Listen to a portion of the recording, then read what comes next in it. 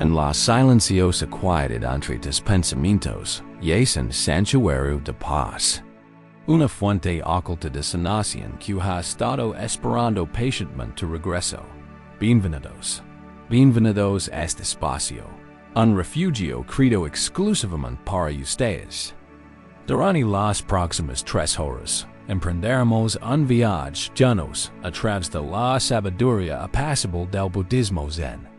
Este viaje está diseñado para ayudarlos a dormir en paz, y más para tocar y sanar las heridas emocionales ocultas que pueden surgir en la quietud de la noche. No sienten la necesidad de hacer nada, en hay lograr nada. No hay ninguna meta que alcanzar. Simplemente permiten que estas palabras, estas historias y esta quietud los inunden. Su única tarea es descansar. Su única tarea es existir. Al comenzar, permitir ligar, plena y completamente, al presente. Es cargado con el peso del día, con todas sus exigencias, conversations, preocupations y alegrías fugaces. Y ahora, ha llegado el momento de soltarlo todo. Imagina que llevas una bolsa pesada al hombro. Siente la tensión en tus músculos por su peso. Y ahora, con un suave suspiro de alivio, imagina quitando la bolsa del hombro y dejándola caer al suelo. No necesitas morar dentro. No necesitas revisar su contenido. Simplemente necesitas dar permiso para estar sin ella. Solo por ese momento. Encuentra la posición que te resulta más cómoda y te brinda mayor support en ese momento. Ya sea que estés acostado en la cama, listo para dormir, o sentado en una silla tranquila, de momento para adaptar. Deja que tus manos descansen de forma natural, que tus hombros se relajen y que tu mandíbula se relaje. No necesitas estar en ningún otro lugar. No necesitas hacer nada más. Has respondido a la llamada de decir, descanso, paz y sanación. Este es un acto de profunda bondad contigo mismo. En el mundo zen, existe una enseñanza hermosa y sencilla. Sobre un vaso de agua lleno de lodo. Si deseas ver con claridad a través del agua, no la remuevas con más fuerza. No intentes sacar el lodo con las manos, pues esto solo crearía más confusión. No, la sabiduría reside simplemente en colocar el vaso sobre una superficie firme y dejarlo quieto. Con el tiempo, y sin ningún esfuerzo por tapar, el lodo, el sedimento, todo lo que enturbia el agua, se asentará de forma natural y gradual en el fondo. El agua, por su propia naturaleza, se aclarará. También, al final de un largo día, a menudo puede sentirse como agua turbia. Está nublada por el sedimento de 1000 pensamientos, 100 preocupations, una docena de conversations repetidas una y otra vez. Nuestro instinto suele ser luchar contra esto, intentar silenciar la mente. Luchamos con nuestros propios pensamientos, lo cual es como remover el agua, volviéndola a más turbia. Para los maestros del Zen nos invitan a un camino diferente. El camino de la permisividad. El camino de la no resistencia. El camino de dejar que la mente se asiente por sí sola. Esta noche no lucharemos contra la mente. Simplemente crearemos un espacio estable, seguro y compasivo para que descanse. Y, en esta quietud, la claridad surgirá naturalmente. La paz surgirá naturalmente. Para comenzar es suave aterrizaje. Dirigamos nuestra atención al cuerpo físico, nuestro filo vehículo en esta vida.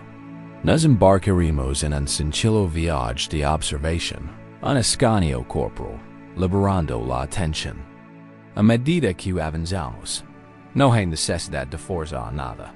Simplemente, prestaremos una atención suave y delicada a cada parte del cuerpo, y con nuestra atención nos daremos permiso para liberar. comienza levando tu atención hasta los puntos de los dedos de los pies. Puedes centrarlas ahí dentro de tus testicles o debajo de la manta. No necesitas moverlas, simplemente siéntalas.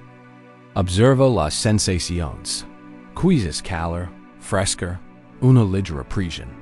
Y al exhalar, imagina una ola de relajación fluyendo hacia tus dedos, dándoles permiso para ablandarse, para soltar cualquier presión.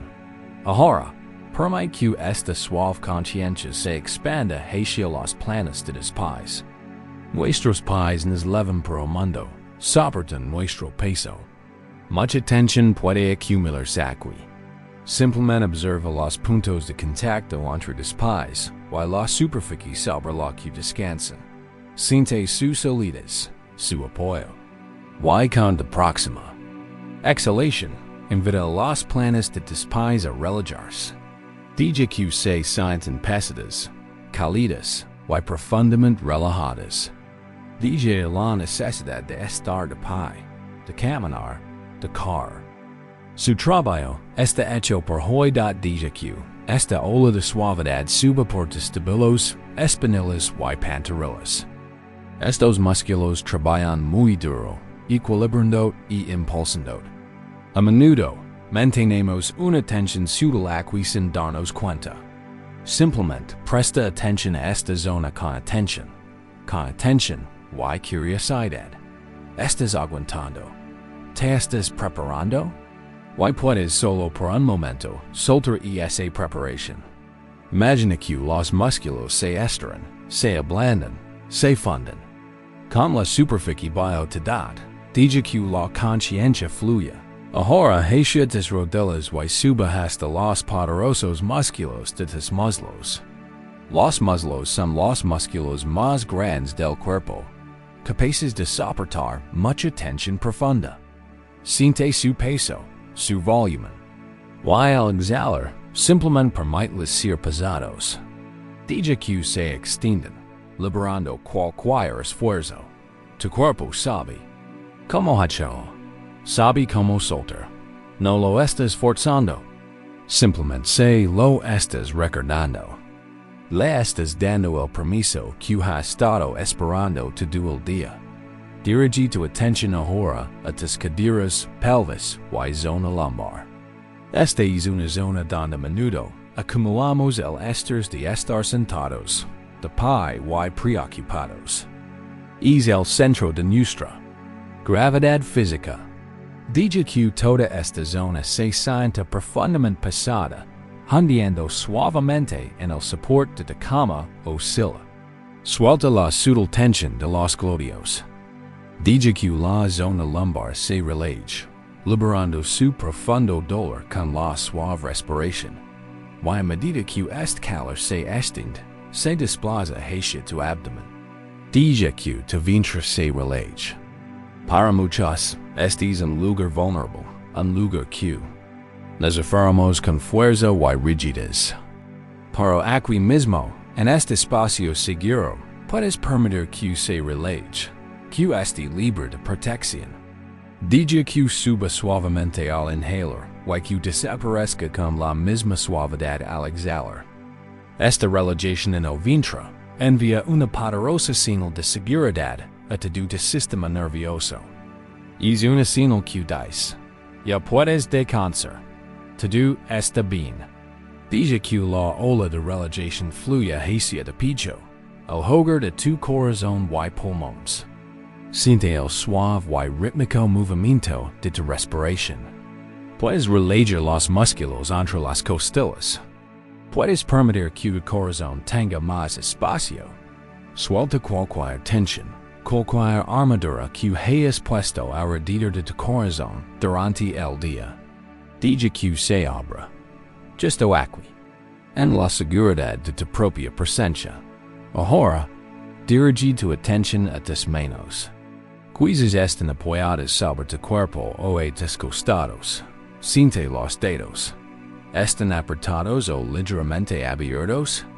Déjalos estar como están y simplemente invítalos a relajarse.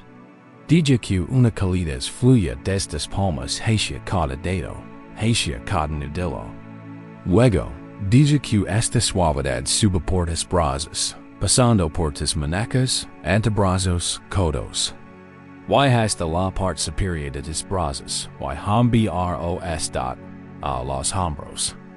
A menudo parecen tocarnos las orejas, cargando con la carga invisible de la responsabilidad y el estrés. Con una intención consciente y suave, invita a tus hombros a relajarse. Dije que se desprenden de tus orejas. Siente el espacio que se crea en tu cuello. Siente la liberación de peso que llevas tanto tiempo aguantando. Dije que esta liberación fluya por tu cuello, el delicado punto entre tu cuerpo y tu mente. Relaja los músculos de la nuca, los costados y la frente. Y dije que tu cabeza se siente pesada, completamente apoyada por la almohada o la superficie que está detrás. Deja de tener que sostenerla. Confía en que estés completamente apoyado. Finalmente, dirige tu atención a tu rostro. Almacenamos muchas emociones en los pequeños músculos faciales. Dije que tu mandíbula esté relajada y con los dientes ligeramente separados. Dije que tu lengua descanse cómodamente en la boca. Dije que tus mejillas se relajan. Dije que los pequeños músculos alrededor de tus ojos se relajan. Siente tus párpados como cortinas pesadas y suaves. Y suaviza el entrecejo, un espacio donde a menudo se acumula la preocupación. Dije que toda tu frente se vuelve lisa, amplia y tranquila. Todo tu cuerpo, desde la punta de los pies hasta la coronilla, descansa ahora en un estado de suave conciencia, pesado, calmado, en paz. En la antigua India, Buda habló una vez con un monje llamado Sona, ex músico. Sona practicaba la meditación con tal intensidad y esfuerzo que se estaba agotando y desanimando. Pensaba en rendirse. El Buda, al saberlo, le preguntó: Sona, como músico, ¿sabes cómo afinar las cuerdas de tu lado? ¿Qué ocurre si aprietas demasiado una cuerda?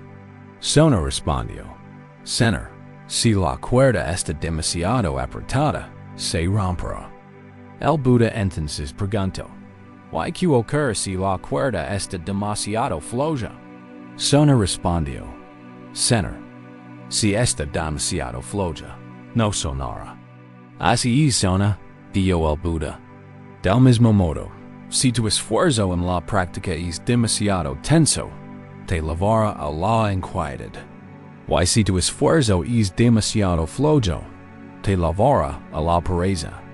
Cultiva una energía, un estado de ser equilibrado, como la cuerda bien afinada de lado. Esta es la invitación para nosotros esta noche. No nos esforzamos por dormir con la mente tensa y rígida. Y esa cuerda solo se romperá, lo que nos llevará a la frustración. Tampoco nos derrumbamos en un estado de aburrimiento y irreflexión. Y esa cuerda está demasiado floja. En cambio, encontramos el punto medio, un estado de conciencia relajada, abierta y apacible. Estamos afinando el instrumento de nuestro ser al tono perfecto para el descanso y la sanación. Simplemente estamos permitiendo dudar, así que, mientras yaces aquí descansando en este cuerpo estable, recuerda que ya has hecho suficiente. Has aterrizado, has creado un refugio para tu mente. Siente la seguridad de este momento. Siente la tranquilidad de simplemente ser. Estás a salvo. Tienes apoyo. Todo está bien. Tras crear este santuario para la mente dentro del paisaje estable del cuerpo, diríamos ahora nuestra atención a la fuerza vital que nos ancla en él, la compañera más fiel y constante que jamás conoceremos. Diríamos nuestra atención a la respiración en dad, No sientes la necesidad de cambiar tu respiración de ninguna manera. No es un ejercicio de respiración que requiere esfuerzo y control. Es, más bien, un ejercicio de observación. Una invitación a sentir curiosidad por este ritmo simple y profundo que te ha acompañado desde el momento de tu nacimiento y te acompañará hasta el final de tu vida. La práctica budista de la atención plena a la respiración se llama anapanasati, y en su forma más suave. Es simplemente el acto de estar con la respiración tal como es. Dirige tu atención al punto de tu cuerpo. Donde sientes la respiración con mayor claridad. Para algunos, podría ser la sutil frescura del aire al entrar por la nariz. Para otros, podría ser la suave subida y bajada del pecho. Y para otros, podría ser la suave expansión y contracción del vientre. No hay un lugar correcto o incorrecto. Simplemente deja que tu atención se pose donde la sensación sea más evidente para ti en este momento. Y simplemente observa. Observa el inicio de una inhalación. Síguela mientras llena tus pulmones. Observa la breve y tranquila pausa en el punto álgido de la inhalación. Luego sigue la exhalación mientras fly de regreso al mundo. Un ciclo simple y suave. Inhalación y exhalación. Ascenso ... y descenso. No hay nada que lograr. Nada que arreglar. Simplemente centramos nuestra atención en este ritmo natural que sustenta la vida de la mente, por supuesto, divagará. Es su naturaleza. Se desviará hacia pensamientos sobre el mañana, recuerdos del ayer, fragmentos de conversaciones, o preocupaciones repentinas. Esto no es un error. No es un fracaso. Es simplemente lo que hacen las mentes. Cuando notes que tu atención se ha desviado de la respiración, con suavidad y amabilidad, sin juzgar y frustrar, reconoce donde se ha ido. Podrías decir de ti mismo, pensando, o preocupando. Y luego, con la amabilidad que le mostrarías a niño pequeño que se ha distraído, dirige suavemente tu atención de vuelta a la sensación de tu respiración. Cada vez que haces esto, cada vez que notas que tu mente se ha distraído y la guías, con suavidad para que vuelva a la normalidad, estás fortaleciendo el músculo de la atención plena. Estás realizando un ejercicio de entrenamiento mental profundo, pero lo haces con gracia y facilidad. No estás luchando contra la mente.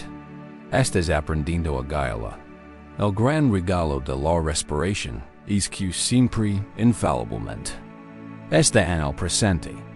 No puedes respirar en el pasado. No puedes respirar en el futuro. Solo puedes respirar ahora mismo, en este instante. Por lo tanto, la respiración es nuestro ancla más poderosa y accesible al aquí y ahora.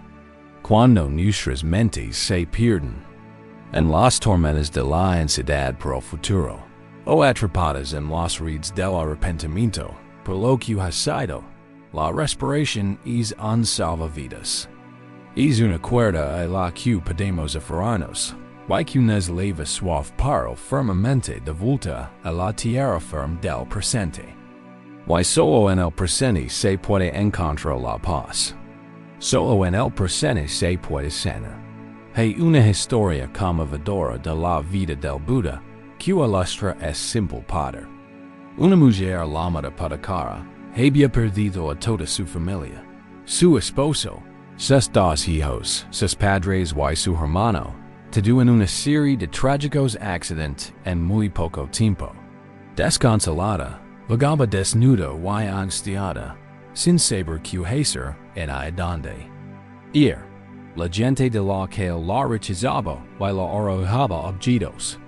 Finalmente, llegó al bosque cielo donde el Buda enseñaba.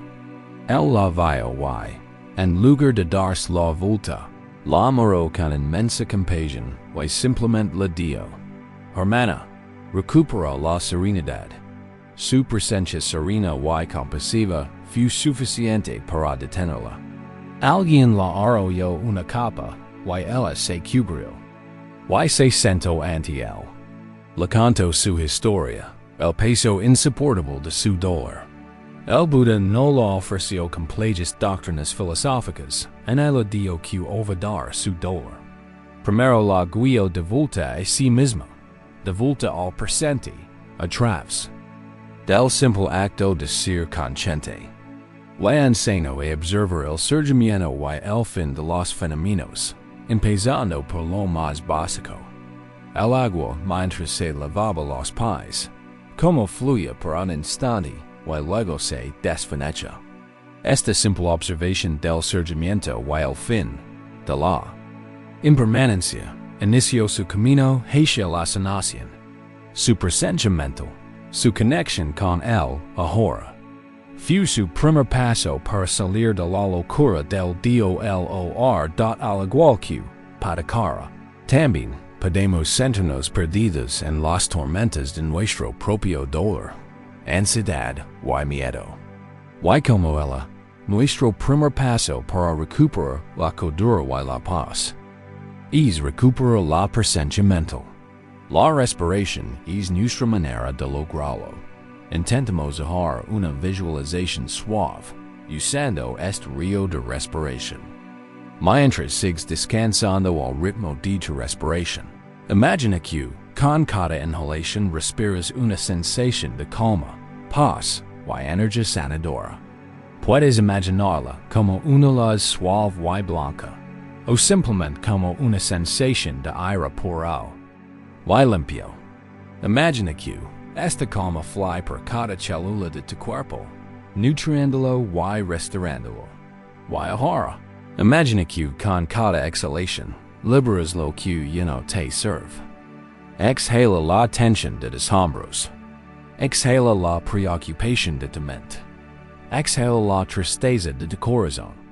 Puedes visualizar estas cosas como un humo gris, que sale sin esfuerzo de tu cuerpo con la exhalación y se disuelve en el espacio que radia, inhalando calma y exhalando tensión, inhalando paz y exhalando inquietud, inhalando aceptación y exhalando lucha. Hay una limpieza natural en este proceso, una purificación suave. No estás forzando nada. Simplemente estás permitiendo que el ritmo natural de la respiración haga su trabajo. El cuerpo sabe cómo sanar. La mente sabe cómo encontrar la paz. Simplemente estamos creando las condiciones adecuadas para que surja esta sabiduría innata. Siente como la respiración es como un río interior apacible. Fly sin cesar, día y noche. Cuando estamos agitados, el río fly rápido y superficialmente. Pero al centrar nuestra atención en él, al permanecer, la corriente se ralentiza naturalmente. El río se vuelve más profundo, más tranquilo, más poderoso. RMIT, que de conciencia se fusion con este río, sentido transportado por su suave y rítmica corriente. No hay nada que hacer más que flotar. No hay nada que hacer más que te lever. Cada ola de respiración te aleja cada vez más de las rocosas orillas de la ansiedad y te acerca cada vez más al vasto y apacible océano del sueño. Sig descansando aquí, con es sencillo y profundo compasero. El ascenso y la caída. El entrar y el salir. Este es el latido del momento presente. Este es de ancla. Este es de hogar. Deja que te tranquilice. Deja que te sostenga. Deja que te guíe hacia la profunda paz que te espera. Al descansar aquí, anclados en el suave ritmo de la respiración, podemos empezar a percibir con mayor claridad las otras corrientes que fluyen por la mente. las corrientes de pensamiento. Para muchos de nosotros, este es el principal obstáculo. Para un sueño tranquilo, la mente se convierte en un mar turbulento de planificación, enseo, recuerdos y preocupaciones. Podemos sentirnos como si estuviéramos inmersos en una tormenta, sacudidos por olas de pensamientos que no podemos controlar. Esta noche, exploraremos un profundo cambio de perspectiva, una enseñanza del corazón del Zen que puede transformar por completo nuestra relación con nuestros pensamientos. La enseñanza es esta: tus pensamientos no eres ti, ni son tuyos. Eres el cielo vasto y abierto. Los pensamientos son simplemente nubes que pasan. Eres el océano profundo y silencioso. Los pensamientos son meras olas en la superficie. Para distraer esto, permitam compartir con ustedes una famosa y maravillosamente sencilla parábola zen. La historia de la barca vacía. Un hombre, practicante Zen, decide dar un paseo meditativo en barca por un lago brumoso. Encuentra una cala tranquila, cierra los ojos y comienza a meditar, flotando suavemente en su pequeña barca. El silencio es profundo, el aire está quieto, y siente una profunda paz que lo invade de repente. Con un golpe sordo, otra barca choca, con fuerza contra la suya. Abre los ojos de golpe, y una oleada de irritación y rabia lo invade. Quien es descuidado que ha interrumpido su paz con tanta rudeza. Se gira, dispuesto a gritar al otro bote, dispuesto a hacerse below, desconsiderado que ha sido. Pero al girarse, ve que el otro bote está vacío. Simplemente se había soltado de la orilla y flotaba silenciosamente por el lago, arrastrado por la corriente, hasta chocar con el cielo. En ese instante, la aire del hombre se desvaneció por completo.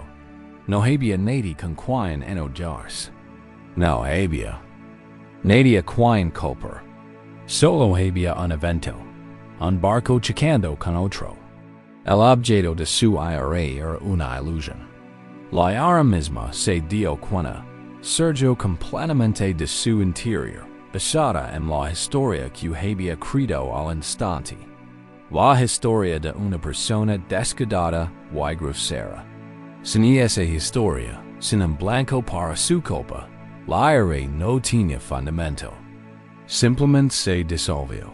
La historia continúa diciendo que desde ese día, cada vez que alguien lo insultaba o lo trataba con crueldad, sonreía y se decía a sí mismo: "Ah, otro barco vacío acaba de ligar a mí. Esta parábola encierra la clave de una inmensa libertad". Nuestros pensamientos, especialmente los que nos perturban, los pensamientos ansiosos, los autocríticos, los de ira, son como ese barco vacío. Se desvían hacia el espacio de nuestra conciencia, y nuestra reacción inmediata e irreflexiva es creer que alguien dirige ese barco. Creemos que el pensamiento es personal. Creemos que es a nosotros pensamos: soy una persona ansiosa, soy un fracaso, o estoy lleno de ira. Fusionamos nuestra identidad con ese pensamiento. Why? En esa fusión sufrimos. Creamos una historia en torno a ese pensamiento. Nos colgamos en nosotros mismos o a los demás. Why generamos una poderosa reacción emocional? Pero why si aprendiéramos a ver que el barco está vacío? Why si aprendiéramos a ver que un pensamiento es solo un pensamiento? Es un evento transitorio en la mente, un destello de energía normal. No es una verdad inherente a quien somos. Es un barco vacío, a la deriva en el río de la conciencia. Practicamos esto ahora mismo, mientras descansas. A medida que surgen pensamientos en tu mente, como inevitablemente ocurrirá, intenta abordarlos desde esta nueva perspectiva.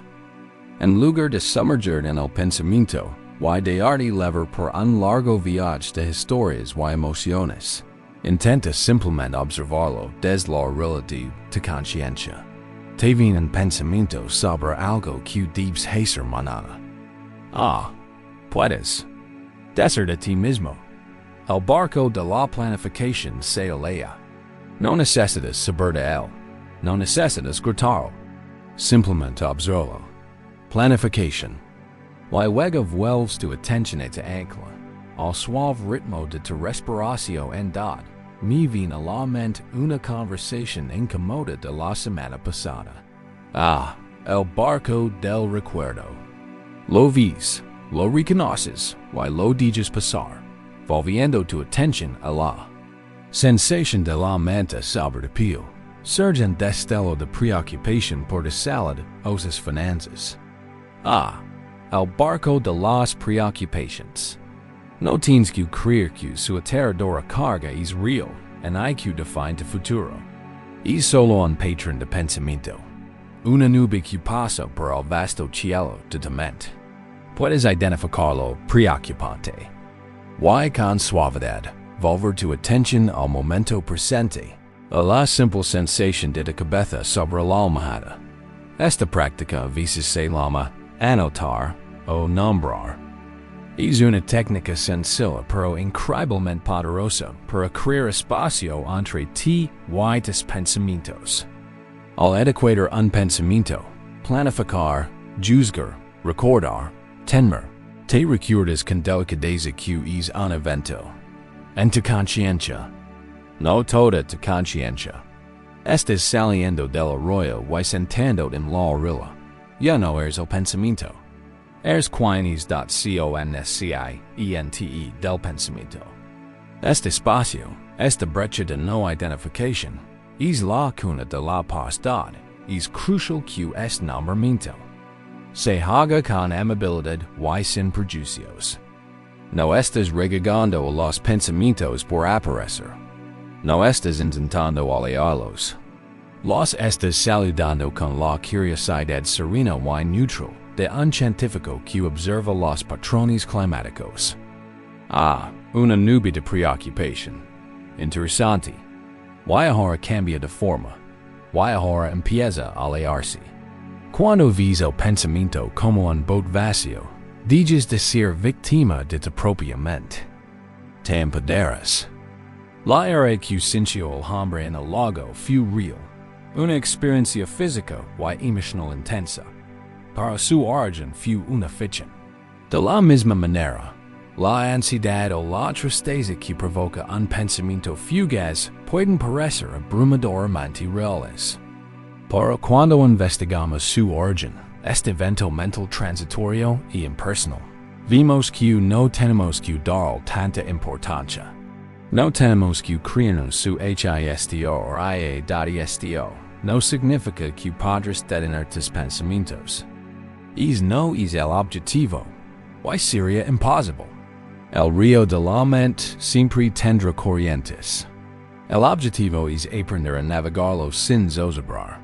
El objetivo es aprender a sentarte tranquilamente en tu propio barco, viendo pasar a la deriva a los demás, sabiendo que están vacíos así que, durante los próximos momentos, simplemente descansa. Descansa como la conciencia silenciosa y espaciosa en la que tu surge y desaparece. Un sonido aparece y lo percibes. Un pensamiento aparece y lo percibes. Una sensación en tu cuerpo aparece y la percibes. Eres el testigo, la presencia serena. Que lo percibe tú, sin ser perturbada por nada. Intenta percibir la quietud que hay aquí, junto al pensamiento. Es el silencio de esta habitación. Es la quietud de tu cuerpo. Es la profunda y serena conciencia que alberga toda tu experiencia. Esta es tu verdadera naturaleza. No es un pensamiento fugaz. Es la conciencia atemporal. Descansa aquí. Este es tu santuario. Puede que los barcos pan a la deriva, pero aquí, en la orilla, estás a salvo. Estás en paz. Habiendo aprendido a ver nuestros pensamientos como barcos vacíos, extendemos ahora esta misma conciencia amable y espaciosa al reino de nuestros sentimientos y emociones. Así como los pensamientos pueden perturbar nuestra paz, también las poderosas corrientes emocionales, tristeza, miedo, ira, soledad, pueden surgir, especialmente en las horas tranquilas de la noche, y resultar abrumadoras. Estas son a menudo las heridas ocultas que cargamos, y nuestro instinto puede ser reprimirlas y ignorarlas, o dejarnos absorber por completo por su historia. Esta noche aprenderemos un tercer camino, el camino del jardinero sabio. Imagina que tu mundo interior es un jardín. En este jardín hay hermosas flores, alegría, amor, satisfacción. También hay plantas que podríamos considerar malas hierbas, miedo, dolor, resentimiento. Y luego están los elementos neutrales, la tierra, el aire, las piedras. Un jardinero sabio no intenta cubrir todo el jardín para evitar las malas hierbas. En hay dice que las malas hierbas crecen tan salvajemente que ahogan todas las flores. Un jardinero sabio cuida de todo el jardín con cuidado, comprensión y delicadeza. Sabe que incluso la tierra necesita removida, y a veces, lo que parece una mala hierba puede ser simplemente una planta cuyo propósito no comprendemos as es como podemos aprender a estar con nuestras emociones. Podemos aprender a atenderlas sin juzgarlas severamente, pero con un corazón bondadoso y curioso. En las enseñanzas budistas, esta práctica se relaciona con vedana, que a menudo se traduce como tono emocional. Antes de que una emoción se convierta en una historia compleja, estoy triste por lo que pasó el año pasado. No es justo, y nunca cambiará. Surge primero como una simple sensación cruda en el cuerpo. Tienen tono emocional. Puede ser agradable, desagradable o neutro. La práctica consiste en abordar la emoción en este nivel primario, antes de que la mente tenga la oportunidad de construir una narrativa profunda a su alrededor. Hay una profunda parábola budista que enseña este principio con hermosa claridad. Se trata de la parábola de las dos flechas. Buda dijo que, al transitar la vida, inevitablemente nos alcanzará una primera flecha. Esta primera flecha representa los inevitables dolores y dificultades de la humanidad. Es la enfermedad, la pérdida de un ser querido, la decepción inesperada, la palabra cruel de otro. Nadie, por muy sabio o virtuoso que sea, puede escapar de estas primeras flechas. Son parte natural de la existencia. Sin embargo, Buda enseñó que la mayor parte de nuestro sufrimiento no proviene de la primera flecha, sino de una segunda que nos disparamos inmediatamente después de la primera.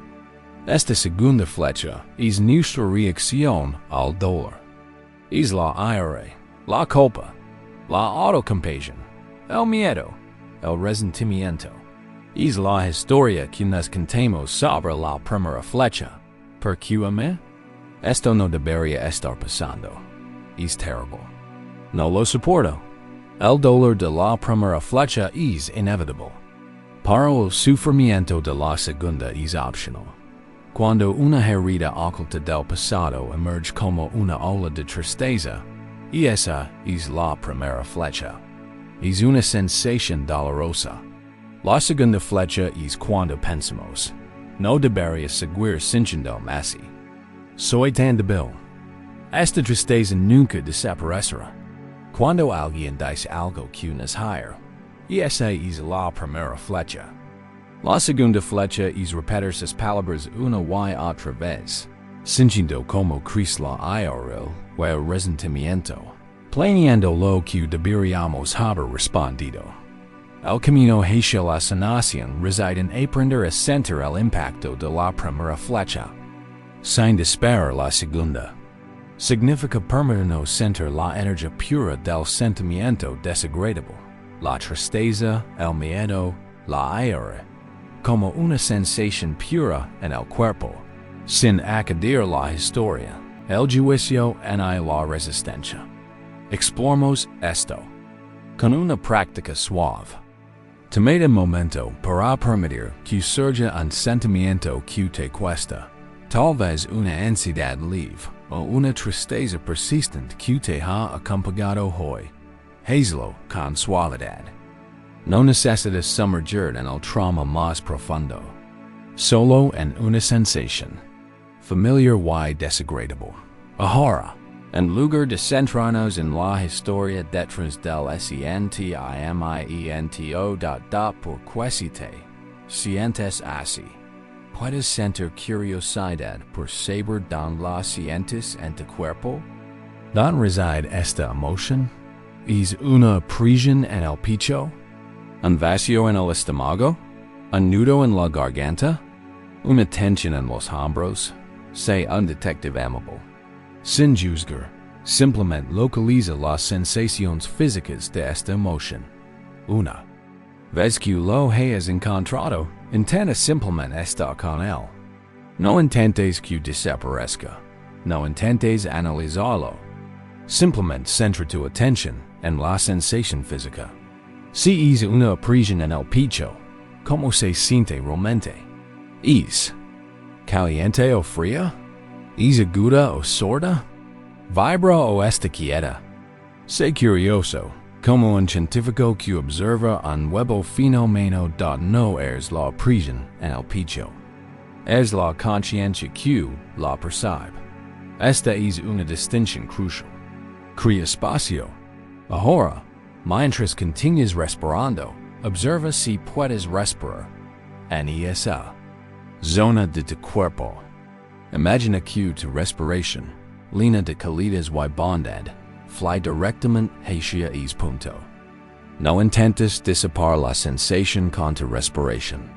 Estás haciendo algo mucho más profundo. La haces compañía. La radias con una presencia suave y compasiva. Le dices a esa parte herida de ti mismo. Te siento. Estoy aquí contigo. Tienes derecho a estar aquí. Esta es la esencia de cuidar tu jardín interior. No estás arrancando la mala hierba de raíz. Simplemente le estás dando aire, espacio y atención.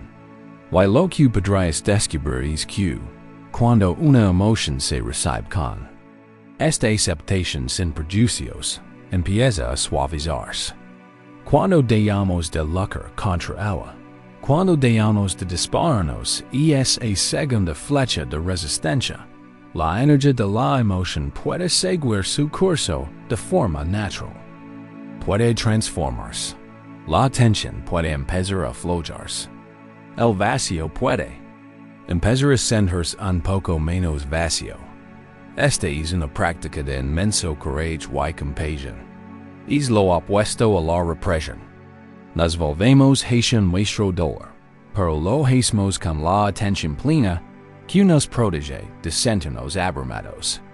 Tocamos nuestras heridas con el bálsamo sanador de nuestra propia conciencia. Recuerda al jardinero sabio. No le temo la lluvia. En el barro. Lo vetudo como parte de la vida del jardín.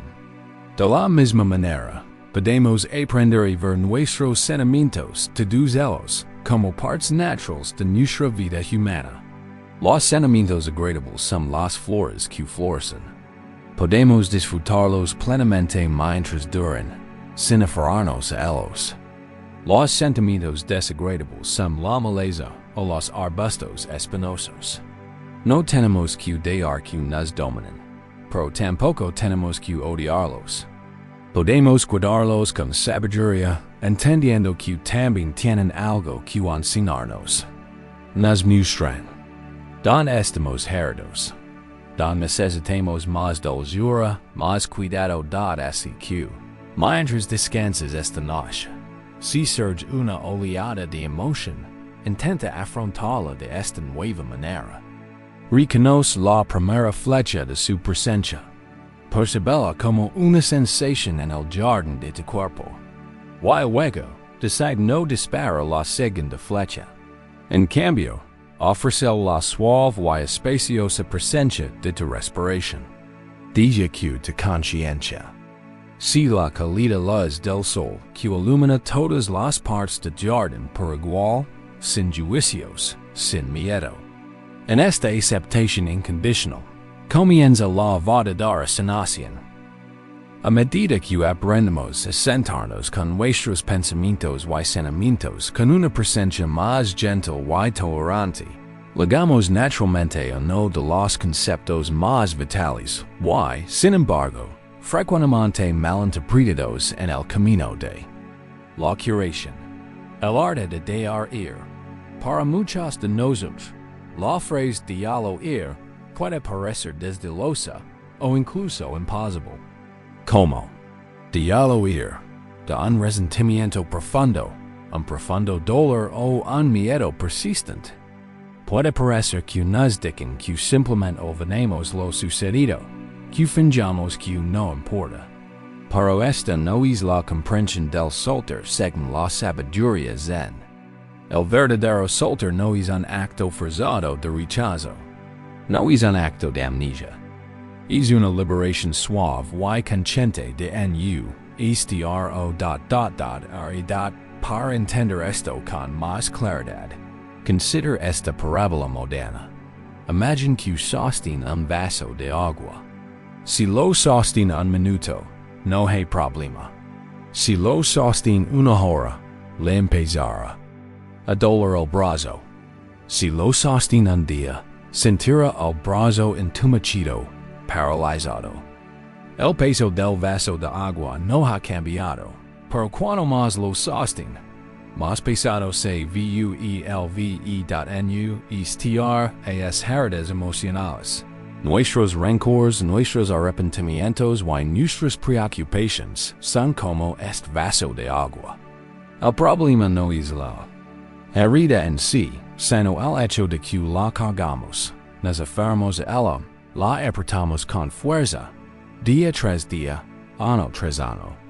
El acto de aferrarnos, la tensión constante de nuestro hogar, es lo que realmente nos agota. Es lo que drena nuestra fuerza vital. Soltar, en este contexto, simplemente significa dejar el vaso. Significa reconocer que tienes el poder de soltarlo. No estás negando la existencia del vaso de agua. No estás fingiendo que no pasaba. Simplemente estás tomando la decisión consciente de dejar de cargarlo. Para que tu brazo pueda descansar.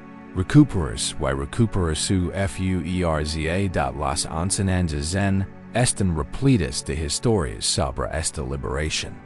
Hay una hermosa sobre un maestro zen y su asistente, un joven monje, que viajaban juntos.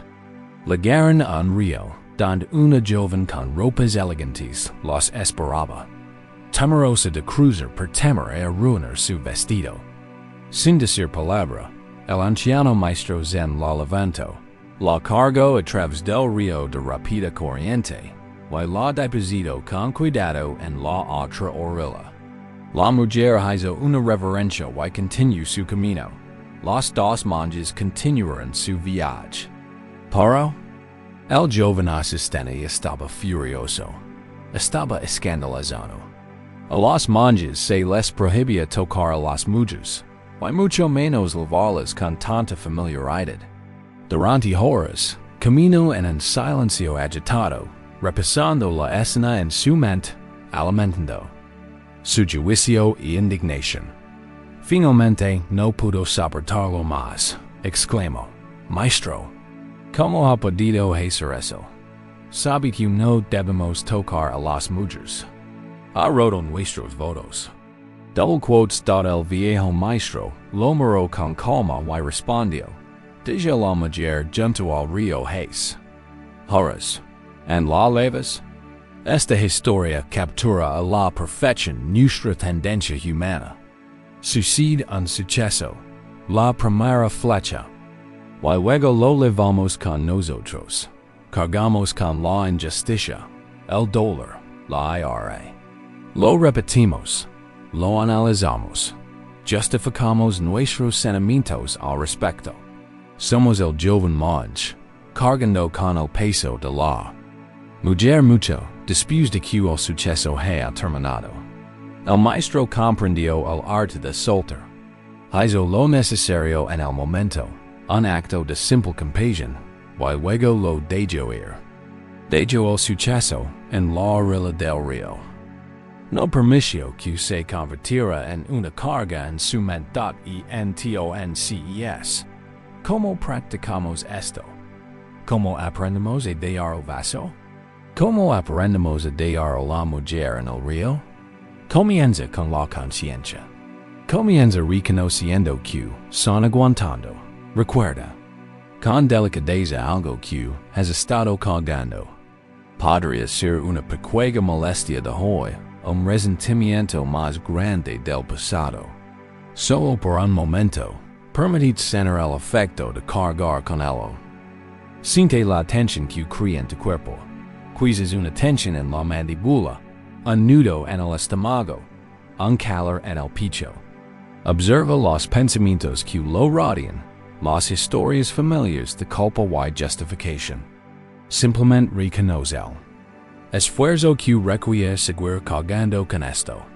Reconozco el vaso es pesado.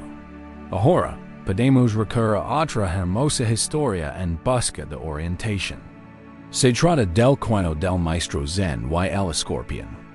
El maestro Zen caminaba junto a un río. Cuando vio a escorpión forceando en el agua, a punto de ahogarse.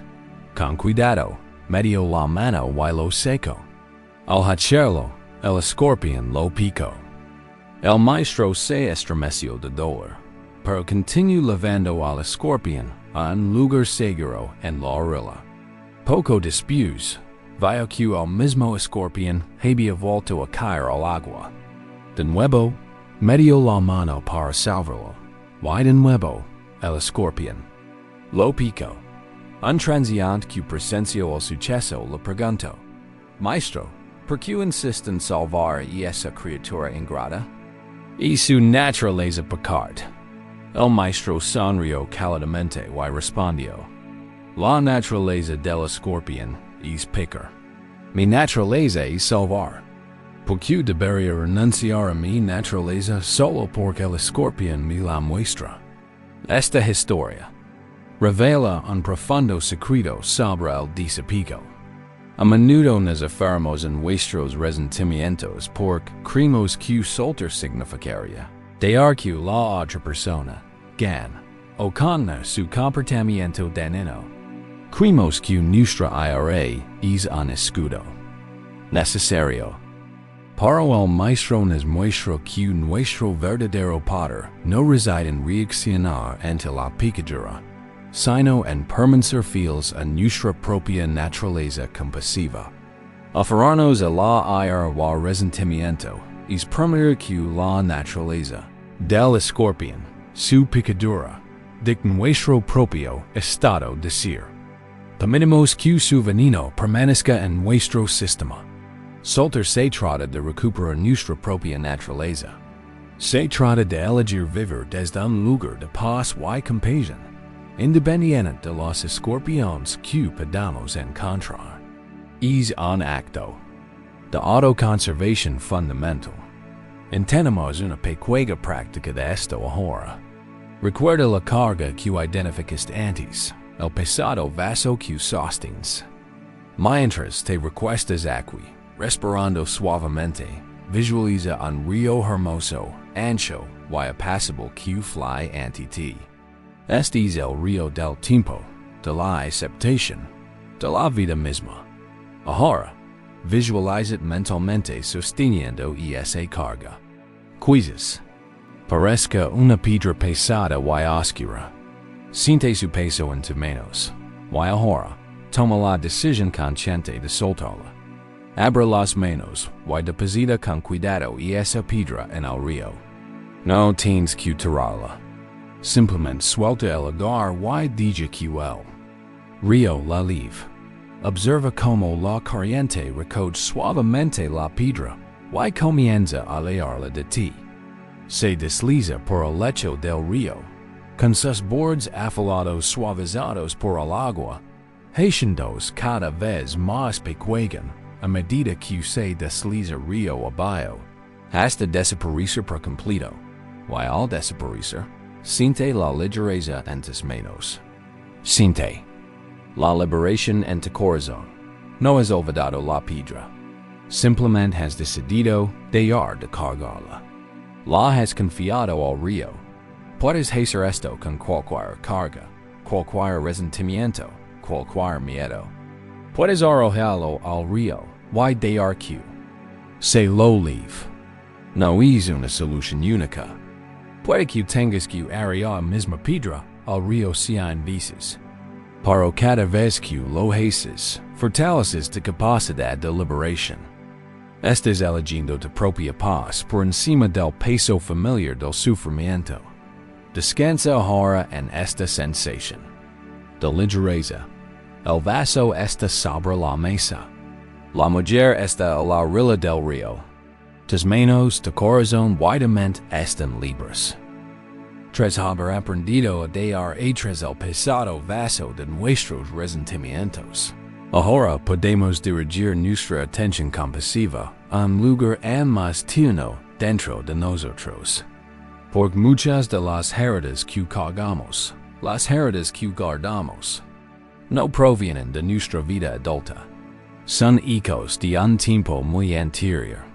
Son las tristezas silenciosas, y a veces no tan silenciosas, del niño que una vez fuimos. En la psicología moderna, a esto a veces se le llama el yo sombra. En un lenguaje más terapéutico, es nuestro niño interior herido. Es esa parte de nuestra psique que guarda los recuerdos de momentos en que nos sentimos asustados, invisibles, no queridos o inseguros. Es la parte de nosotros que absorbió el dolor de una palabra dura, un momento de abandono o una pérdida profunda. Como adultos, a menudo intentamos distanciarnos de esta parte. Podemos ver sus sentimientos como irracionales, sus necesidades como infantiles, sus miedos como algo que debemos superar y alejar. Intentemos exiliar esta parte herida de nosotros mismos, con la esperanza de que, si la ignoramos el tiempo suficiente, desaparecerá. Pero la sabiduría de los maestros y la verdad de nuestra propia experiencia nos demuestran que esto nunca funciona. El niño herido que llevamos dentro no desaparece. Simplemente aprende a hablar más fuerte. Actúa. Genera ansiedad en nuestra vida adulta. Sabotea nuestras relaciones. Alimenta nuestras adicciones. Todo en un intento desesperado por obtener finalmente la atención y el cuidado que siempre ha necesitado. El camino de la sanación, por lo tanto, no es una decisión.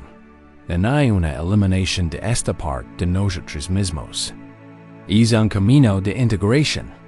Es un viaje para volvernos hacia ese niño herido interior, sin juicio, no hay frustración, sino con el amor y la compasión ilimitados e incondicionales de un Padre perfecto. Se trata de dar finalmente a ese niño la seguridad y la aceptación que ha anhelado durante todos estos ecos. El gran maestro Zen Thich Nhat Hanh enseñó una práctica de profunda simplicidad y poder precisamente para este propósito. Nos enseñó a hablar con nuestro propio dolor, nuestro propio miedo, nuestra propia ira, como si la habláramos a un bebé que llora. Cuando un bebé llora, no lo regañes. No le digas que se cae. No analices las razones de su llanto. Tu primera y más importante acción es levantarlo con cuidado, abrazarlo y calmarlo con tu presencia. Las Horas. Estoy aquí para ti. Sé que estás sufriendo. Why estoy aquí? Te cuidaré bien. Esta es la práctica de meta o bondad amorosa, dirigida hacia el interior. Es el acto de convertirnos en nuestro propio cuidador compasivo. Tu tristeza es como un bebé que llora. Tu ansiedad es como un bebé que llora. Tu miedo es como un bebé que llora. Why de tarea no es silenciarlo, sino abrazarlo con ternura. Entendemos esta práctica llenos ahora, en la seguridad y tranquilidad de este espacio. Te invito a que, con suavidad, recuerdes tu infancia. Quizás puedes imaginar una edad específica, en la que recuerdes haber sentido confundido, solo o asustado. Intenta evocar una imagen clara de ese niño en tu mente. Observa su rostro, su cabello, la ropa que lleva puesta. Observa la mirada en sus ojos. No se te pide que revivas el evento. Doloroso. No es necesario para esta práctica. El objetivo no es retraumatizar, sino nutrir. Así que, desde posición actual de adulto sabio y compasivo, observa a este niño. Observa su vulnerabilidad, su inocencia. Observa su dolor no expresado. Ahora, en tu imaginación, camina hacia este niño. Que de presencia sea absoluta. Seguridad y calidez. No hay juicio en tu corazón, solo amor. Heredility para estar a su altura.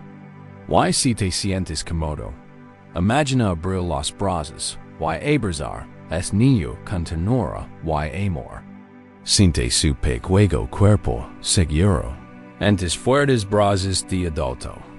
Y mientras abrazas a esta versión más joven de ti mismo, empieza a ofrecer las palabras que quizá necesitaba escuchar con tanta desesperación en aquel entonces. Puedes decirlas en silencio, en tu corazón. Estoy aquí para ti ahora. Te veo.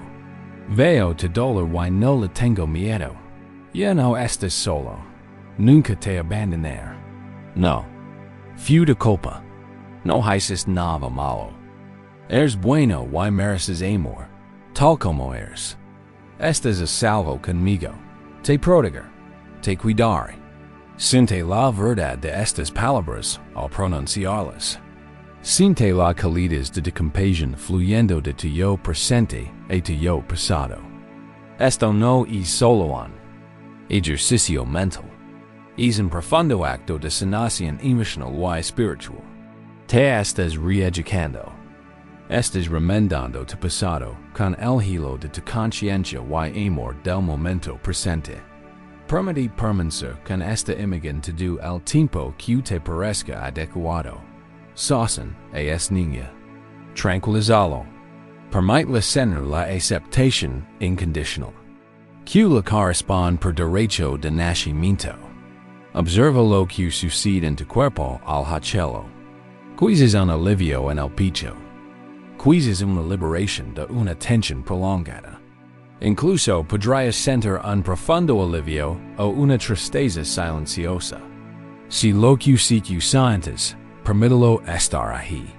Simplemente estás sosteniendo el bebé que llora y haciendo el saber. Que por fin está en casa. Esta práctica nos enseña que nuestras heridas del pasado no tienen por qué definir nuestra realidad presente. Si bien no podemos cambiar lo ocurrido, sí podemos cambiar nuestra relación con él. Podemos dejar de ser sus víctimas y, en cambio, convertirnos en sus sanadores. Al abrazar nuestro niño interior herido, no nos anclamos en el pasado.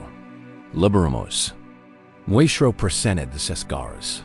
Cuando le damos a nuestro niño interior el amor y la seguridad que necesita, ya no tiene que actuar en nuestra vida adulta. La ansiedad comienza a calmarse. La necesidad de validación constante de los demás comienza a desvanecerse. Empezamos a sentir una sensación de plenitud, de autosuficiencia, de profunda paz interior, porque finalmente hemos entablado amistad con todas nuestras partes. Hemos traído a casa a los ex, y el Dios dot así que recuerda esto. En tu interior, ahora mismo, reside el poder de sanar las heridas más antiguas. Es el poder de tu propia presencia compasiva. Es la simple y profunda capacidad de volver hacia tu propio sufrimiento y decir, con toda la sinceridad de tu corazón, estoy aquí para ti. Te cuidaré bien. Descansa en es poder. Descansa en es amor. Es la medicina más auténtica que existe. Tras adentrarnos en estas prácticas profundas, de asentar el cuerpo, de observar la respiración, de conectar con nuestros pensamientos, sentimientos e incluso con nuestras heridas más profundas, es importante detenernos y reflexionar sobre la naturaleza misma del camino. Hemos usado palabras, historias y conceptos como guías. Pero es crucial recordar que estas guías no son el destino. Hay una enseñanza fundamental en el Zen, un dicho tan vital que funciona como una advertencia constante y amable para todos los que recorren un camino espiritual. Es esta, la enseñanza. Es como un dedo que señala a la luna. No confundas el dedo con la luna. Piensa en esta imagen. Si alguien señala la gloriosa luna llena en el cielo nocturno, su dedo es increíblemente útil. Dirige tu mirada. Te ayuda a encontrar lo que buscas. Pero si te pasas todo el tiempo mirando su dedo, analizando su forma, su longitud, las líneas del nudillo, te perderás por completo la luminosa e impresionante belleza de la luna. Las palabras que compartimos esta noche, las historias de barcos vacíos y tazas de té rebosantes, los conceptos de Nika o Meta, todos estos son datos, son indicadores. Están diseñados para dirigir tu atención hacia una experiencia directa y sentida de paz, quietud y liberación. El objetivo final no es tener una comprensión intelectual brillante del budismo.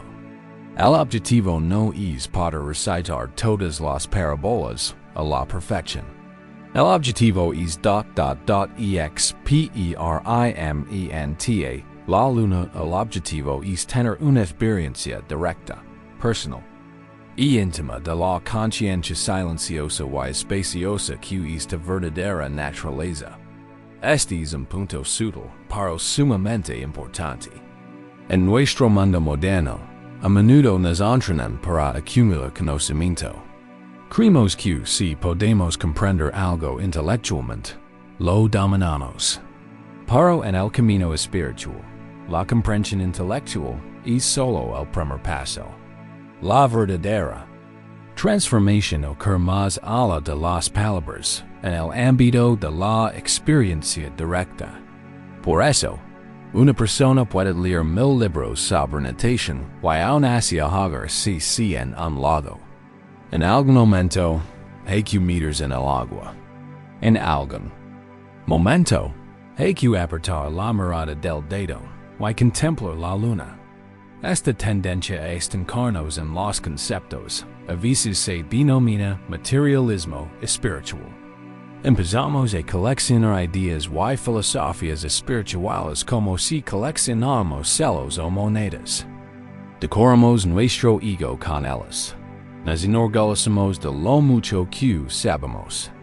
Pero todo ese conocimiento puede convertirse en una barrera. Para un ser auténtico esto queda perfectamente ilustrado en la famosa Historia Zen del erudito y el maestro, un profesor universitario de gran prestigio, reconocido por su conocimiento de la filosofía y la religión, visitó a un anciano maestro Zen para indagar sobre el Zen. Al recibirlo, el profesor comenzó a hablar de inmediato, haciendo gala de su vasto conocimiento. Habló sobre la historia del Zen, Cito diversas escrituras. Comparo diferentes escuelas filosóficas, y presento sus propias, y complejas teorías, sobre la naturaleza de la iluminación. El maestro Zen escuchó pacientemente y, en silencio, comenzó a servir el té. Llenó la taza del profesor, y seguó sirviéndola. El té llenó la taza hasta el borde, y empezó a desbordarse, derramándose en el platillo y luego sobre la mesa. El profesor observaba, asombrado y alarmado. Finalmente, no pudo contenerse. Y gritó, alto, está lleno, no cabe más. El maestro dejó de servir, miró al profesor con calma y dijo, ¿Cómo esta taza? Estás lleno de tus propias opiniones y especulaciones. ¿Cómo puedo enseñarte el Zen si antes no vacías de taza? Esta historia es un poderoso recordatorio para todos nosotros. Al escuchar estas enseñanzas, es natural que la mente quiera analizar, comparar y categorizar. Para recibir verdaderamente la esencia de esta sabiduría, debemos estar dispuestos a vaciar nuestra copa. Debemos estar dispuestos a abordar este momento con lo que el Zen la Mashoshi, o mente principiante.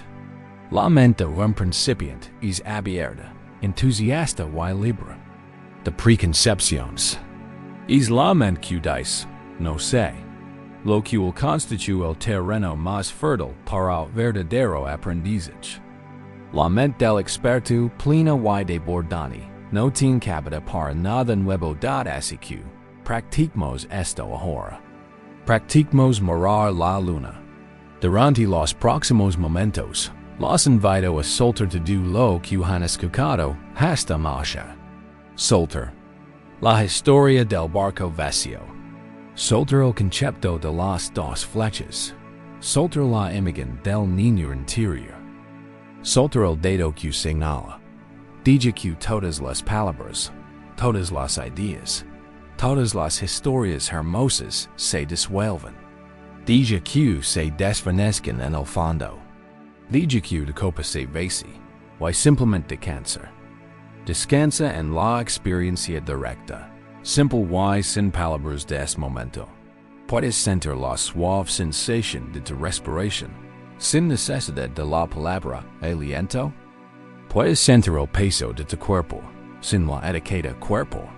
Puedes oír los sonidos de la habitación, el zumbido de la casa, un cotidiano, sin crear historias a su alrededor. Puedes oírlos como pura vibración, como puro sonido. Descansa en la vasta y silenciosa conciencia que está aquí, bio todas las palabras. Esta es la luna. Esta presencia serena, abierta y pacífica, no necesita nombre, no necesita explicación. Simplemente está aquí. Es lo que eres. Es silencio, no. Está vacío. Está lleno de paz. Está lleno de potencial. Es la fuente de don surgen todos los pensamientos, sonidos y ententos así que, por este breve momento, guardemos silencio juntos. Simplemente contemplemos la luna, sin esfuerzo, sin afanes, simplemente siendo. Una pausa significativa de 30 a 60 segundos de puro silencio. Bienvenido de nuevo. ¿Sientes eso? ¿Y esa quietud silenciosa? Ese es el destino que el dedo ha estado señalando todo este tiempo. Recuerda esta sensación, esta experiencia. Siempre está disponible para ti, en cualquier momento, simplemente estando dispuesto. Vaciar la copa y estar presente en lo que es. Las palabras ayudan, pero el silencio es el maestro. Al descansar en esta profunda y silenciosa conciencia, podemos comenzar a observar una de las verdades más fundamentales de nuestra existencia. Una verdad que, al comprenderse plenamente, no trae miedo, sino una profunda liberación. Este es El primero de los tres grandes pilares de la sabiduría budista, la enseñanza dinica, o impermanencia. En pocas palabras, la ley de la impermanencia establece que todo cambia. Nada es fijo. Nada es permanente. El universo entero, desde la galaxia, más lejana hasta las células de tu propio cuerpo, está en constante cambio, en constante fluir, en constante transformación. El aliento que acabas de respirar se ha ido para siempre. La persona que eres hace un segundo ya no es la misma que eres ahora. El mundo no es una colección de sustantivos estáticos, sino una sinfonía de verbos dinámicos. Para muchos de nosotros, esta idea puede ser aterradora al principio. Anhelamos estabilidad, decimos permanencia. Queremos que nuestra felicidad dure para siempre. Queremos que nuestros seres queridos nos acompañen para siempre. Construimos nuestras vidas como si construyéramos una fortaleza sobre roca sólida, while la enseñanza de la impermanencia parece revelar que, de hecho, construimos sobre arenas movedizas. Nuestro sufrimiento, en seno Buda, no surge del cambio en sí, sino de nuestra resistencia a él. Es nuestro apego a lo que por naturaleza es inafable, lo que nos causa dolor. Intentamos tomar un punado de agua de un río que fluye, y en nuestro punto cerrado, solo encontramos frustración.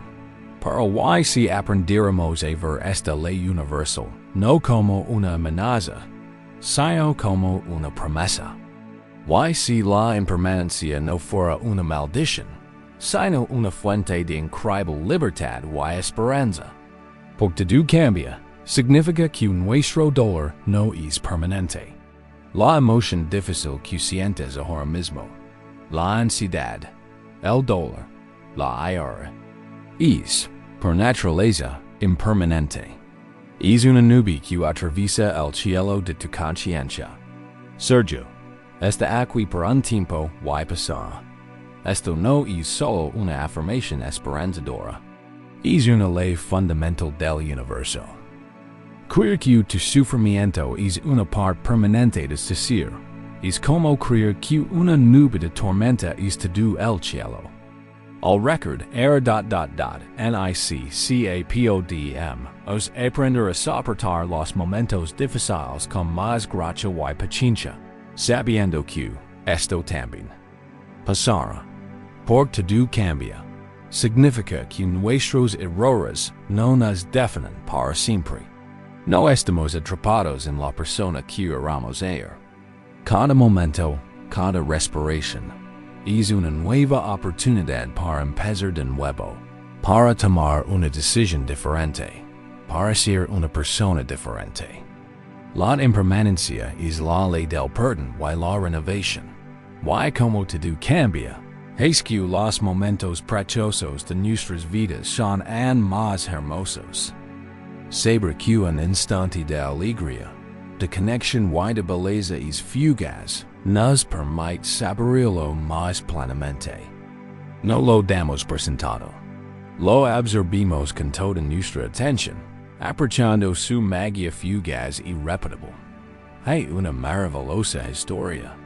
Esta que ha sido adoptada por las tradiciones zen por la forma en que ilustra con tanta belleza. La sabiduría de aceptar la impermanencia y no aferrarse a juicios rígidos.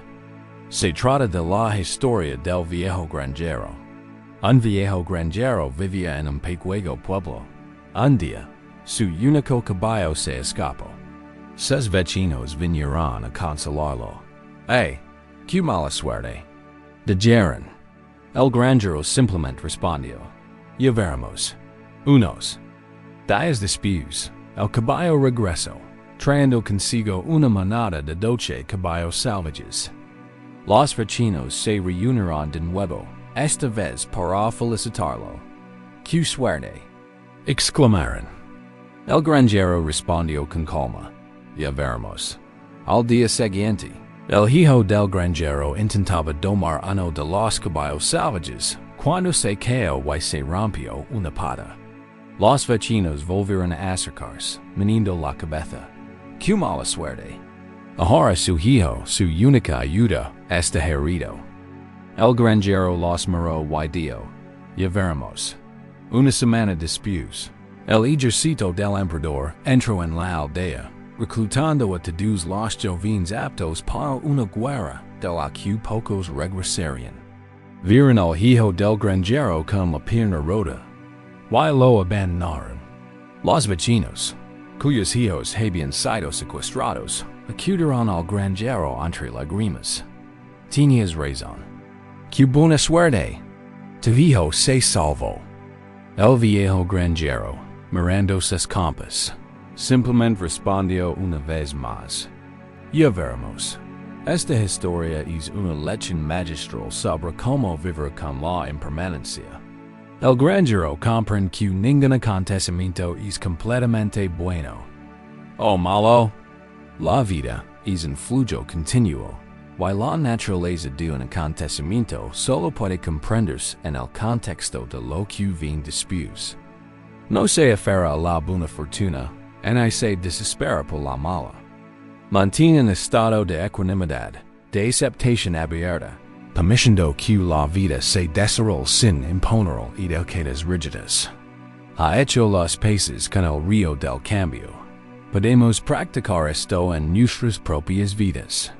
Mientras descansas, aquí, piensa en una dificultad que hayas enfrentado en el pasado. Algo que, en su momento, te pareció abrumador, permanente, como si nunca fuera a terminar. Quizás fue un trabajo difícil, una ruptura amorosa dolorosa, un periodo de enfermedad. En ese momento, era todo tuar y el idea de dar, y ahora, de cuánto. ¿Qué ha pasado? La situación cambió.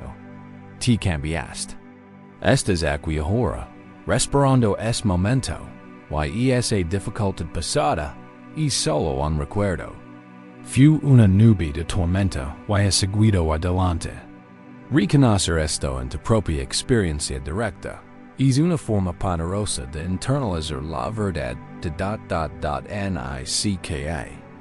Crea una confianza profunda y encarnada, en que sus dificultades actuales también pasarán. Ahora, piensa en un momento de gran felicidad.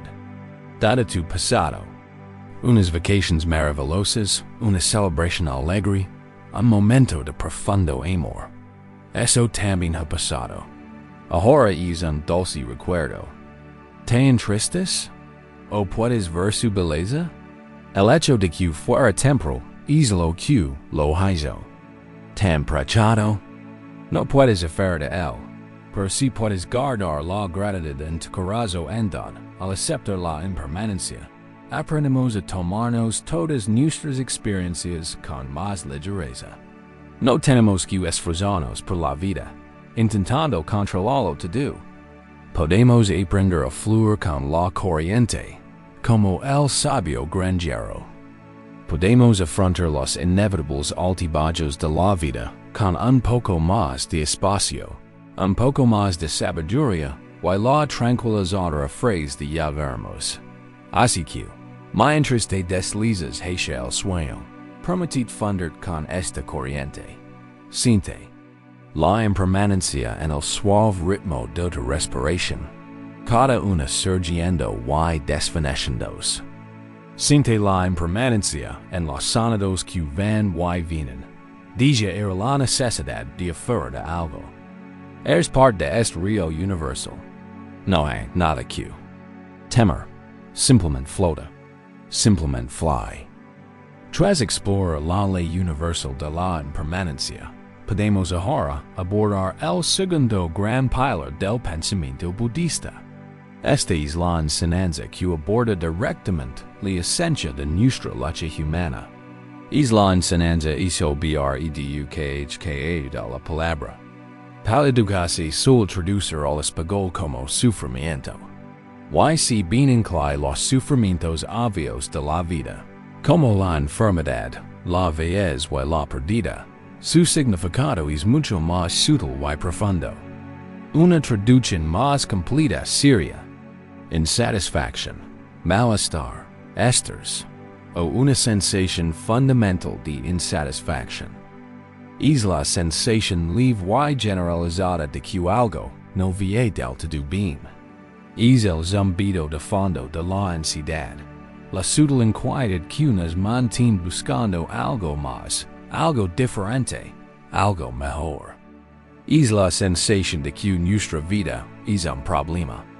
Por resolver. La primera gran enseñanza del Buda tras su iluminación no fue una declaración pesimista de que la vida es sufrimiento. Fue una observación compasiva y diagnóstica, como la de un médico experto. Dio, hay insatisfacción en el mundo. Pero hay una causa para esta insatisfacción. Y porque hay una causa, también hay una cura. Y este es el camino hacia esa cura. Este es un mensaje increíblemente esperanzador. Nos dice que nuestro malestar no es una aflicción aleatoria y sin sentido.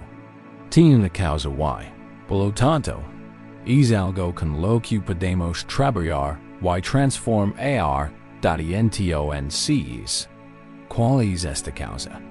El Buda enseñó conductores del angelo y la aversión. En términos más simples, surge de nuestro constante deseo y rechazo. Decimos que las experiencias placenteras duran para siempre, y que las desagradables desaparezcan de inmediato. Es esta constante tira y afloya contra el flujo natural y impermanente de la realidad, lo que crea fricción, estrés y insatisfacción. Vivimos en una lucha perpetua con lo que es. La mente siempre busca un momento diferente al que está viviendo. Es demasiado calor o demasiado frío. Hay demasiado ruido o demasiado silencio. Me siento solo y quiero compañía. O estoy con gente y quiero estar solo. Esta batalla interna es el motor de .bukhka.esto. No es un fracaso personal. No es sino de que estés viviendo mal. Buda vio esto como la condición fundamental de la mente humana no iluminada. Reconocerlo es en sí mismo un profundo alivio. Nos permite dejar de culparnos por nuestra propia infelicidad. Hey, una historia en las escrituras budistas que ilustra esta naturaleza universal del sufrimiento con una belleza desgarradora. Es la historia de Kisagatami. Kisagatami era una joven cuyo primo y único hijo había fallecido. La consumía un dolor tan intenso que la volvió loca. Se negaba a creer que su hijo estuviera muerto, y cargó con su pequeño cuerpo por la aldea, yendo de casa en casa, pidiendo una medicina que pudiera devolver la vida. Algunos se burlaban de ella, otros la compadecían, pero nadie podía ayudar la finalmente. Un hombre sabio vio su desesperación y le dijo, no puedo dar medicina, pero conozco a un médico que sí puede. Ve al Buda. Kisagatami corrió hacia el Buda, depositó a su hijo a sus pies, y le contó su historia, rogando la medicina.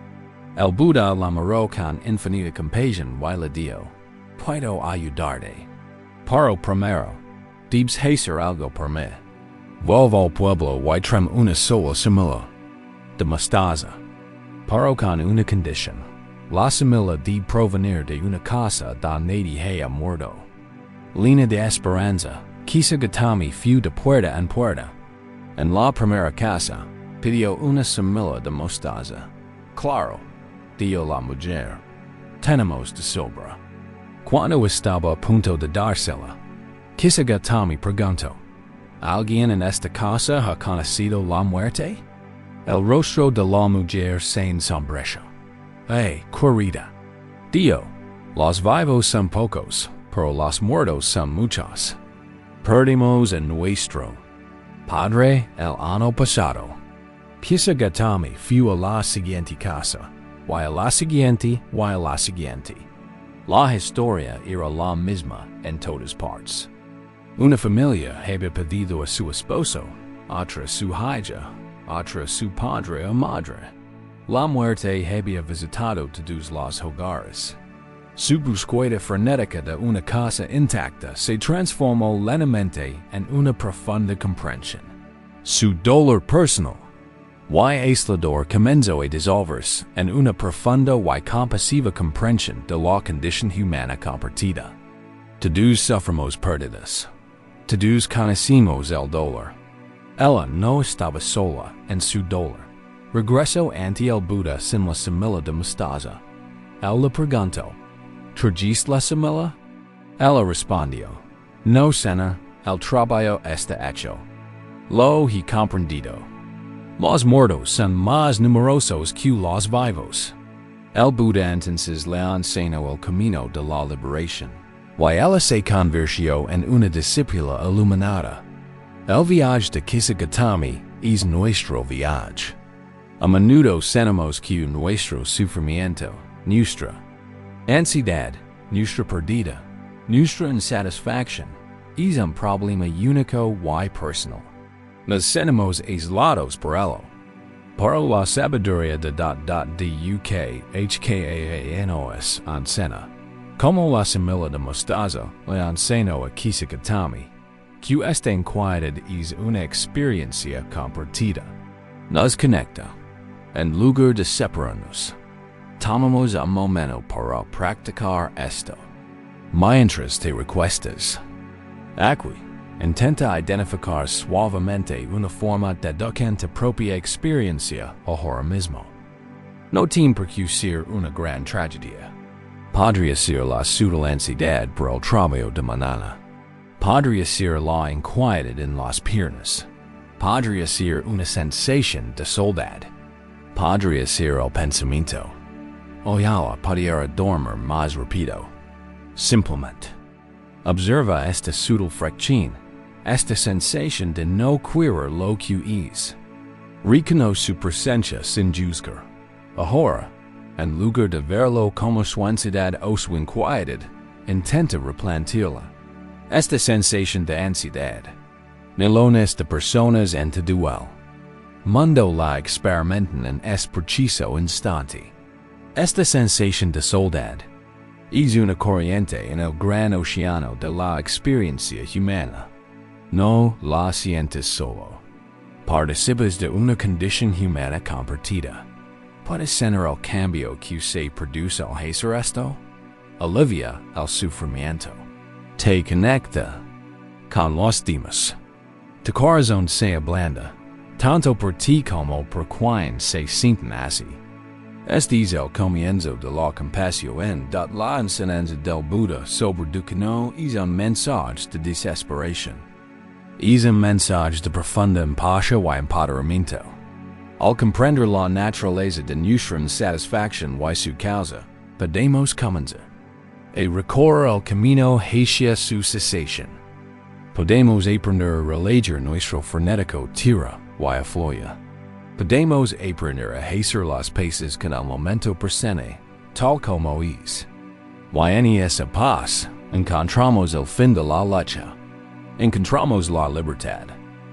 Hemos llegado al tercer y quizás más profundo pilar de la sabiduría budista. Hemos visto que todo es impermanente, única.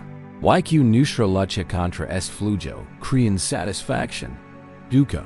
Ahora llegamos a la enseñanza que apunta a la raíz misma de esta lucha. La enseñanza de anatta, que puede traducirse como no yo o, más exactamente, no yo. Esta enseñanza suele malinterpretarse profundamente. No es una declaración nihilista de que no existes.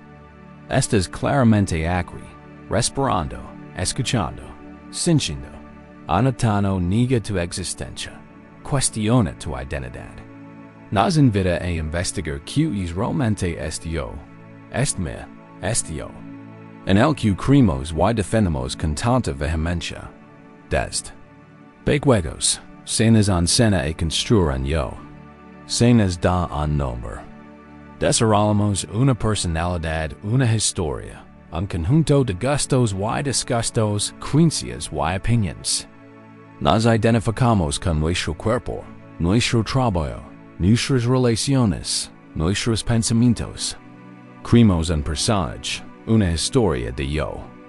Y pasamos el resto de nuestras vidas puliendo, promoviendo y protegiendo ese personaje. El ego, este yo construido, se convierte en el centro de nuestro universo.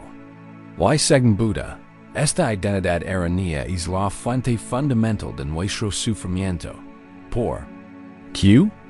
Porque este yo fallo, sólido y separado en el que creemos es una ilusión. Cuando observemos con atención, con la lente de la indagación consciente, no encontramos un yo estático y inmutable en ninguna parte. Investiguemos. Este cuerpo. Tu yo? Tu cuerpo cambia constantemente. Este compuesto de billones de células que mueren y se reemplazan a cada instante. El cuerpo que tienes hoy no es el mismo que tenías hace 7 años. Además, tu cuerpo está compuesto de elementos no corporales. Los elementos que ingieres, el agua que bebes, el aire que respiras. No es una entidad separada. Es un proceso profundamente interconectado con todo el universo. ¿Son tus pensamientos de yo? Ya hemos visto que los pensamientos son como barcos vacíos, a la deriva en la conciencia. Son fugaces, impersonales, y, a menudo, contradictorios. Si fueras tus pensamientos, ¿cuál serías? ¿El de la ira? ¿El bondadoso? ¿El brillante? ¿El insensato? No eres los pensamientos. Eres la conciencia que los observa. ¿Son tus sentimientos de yo? Los sentimientos, como los pensamientos, son olas fugaces. La alegría surge y pasa. La tristeza surge y pasa. Si fueras tus sentimientos, tu yo nacería y moriría 1000 veces al día, adat la enseñanza de nada seguir que lo que llamamos yo. No es un sustantivo, sino un verbo. Es un proceso dinámico y en constante cambio de pensamiento, sentimiento, percepción y percepción. Es una actividad, no una entidad, da una hermosa metáfora para esto es un río. Un río es algo real y poderoso. Puedes verlo, puedes sentir su corriente, pero ¿puedes sentir un río frío y inmutable? No. El río no es más que el flujo continuo de agua. Es un proceso. Si detienes el flujo, deja de ser un río. Se convierte en un estanque estancado. De la misma manera, tu yo no es una cosa, sino un fluir, un proceso de experiencia. Aferrarnos a la idea de un yo fío y separado es la fuente de todos nuestros miedos. Tememos la aniquilación, así que defendemos el ego. Nos sentimos separados de los demás, lo que nos lleva a la soledad, los celos y el conflicto. Nos tomamos las cosas como algo personal. Un insulto no es solo un barco vacío, es un ataque contra mí. El camino de la liberación consiste en aprender a soltar el férreo control del ego. Se trata de cambiar nuestra identidad, del pequeño yo construido a la vasta y abierta conciencia en la que es yo aparece. Permitem contar una poderosa historia zen, que muestra como nuestra realidad, nuestro propio yo, se construye momento a momento por nuestro estado mental, untemable. De rira samurai, conocido por su fuerza y ferocidad, legó una vez un pequeño misterio zen, y exigió ver al maestro. Entró en la humilde habitación del maestro y exclamó con voz potente: Monge, ansacame sobre el cielo y el infierno. El maestro zen, un hombre pequeño y anciano, levantó la vista de su ti y, con una mirada de absoluto desdén. Dio, encena ti sobre el cielo y el infierno? Mirat, eres un bruto y desaligado. Tu espada probablemente esté oxidada. Y dudo que tengas la inteligencia para entender lo que digo. Quítate de mi vista. El samurái estaba furioso. Su rostro se puso morado. Temblaba de furia. El insulto era insoportable. Desenvaina su enorme espada, listo para derribar al monje allí mismo.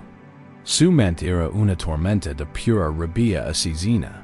Mientras levantaba su espada, el viejo maestro lo miró tranquilamente los ojos y dijo en voz baja: Eso es el infierno. El samurái se quedó paralizado. En un instante, comprendió. El maestro lo había provocado y creó la experiencia directa del infierno en su propia mente. Un estado de ira, odio y violencia incontrolables. Las manos del guerrero comenzaron a temblar, pero esta vez por la conmoción de la comprensión. La rabia se desvaneció, reemplazada por una profunda sensación de asombro y gratitud.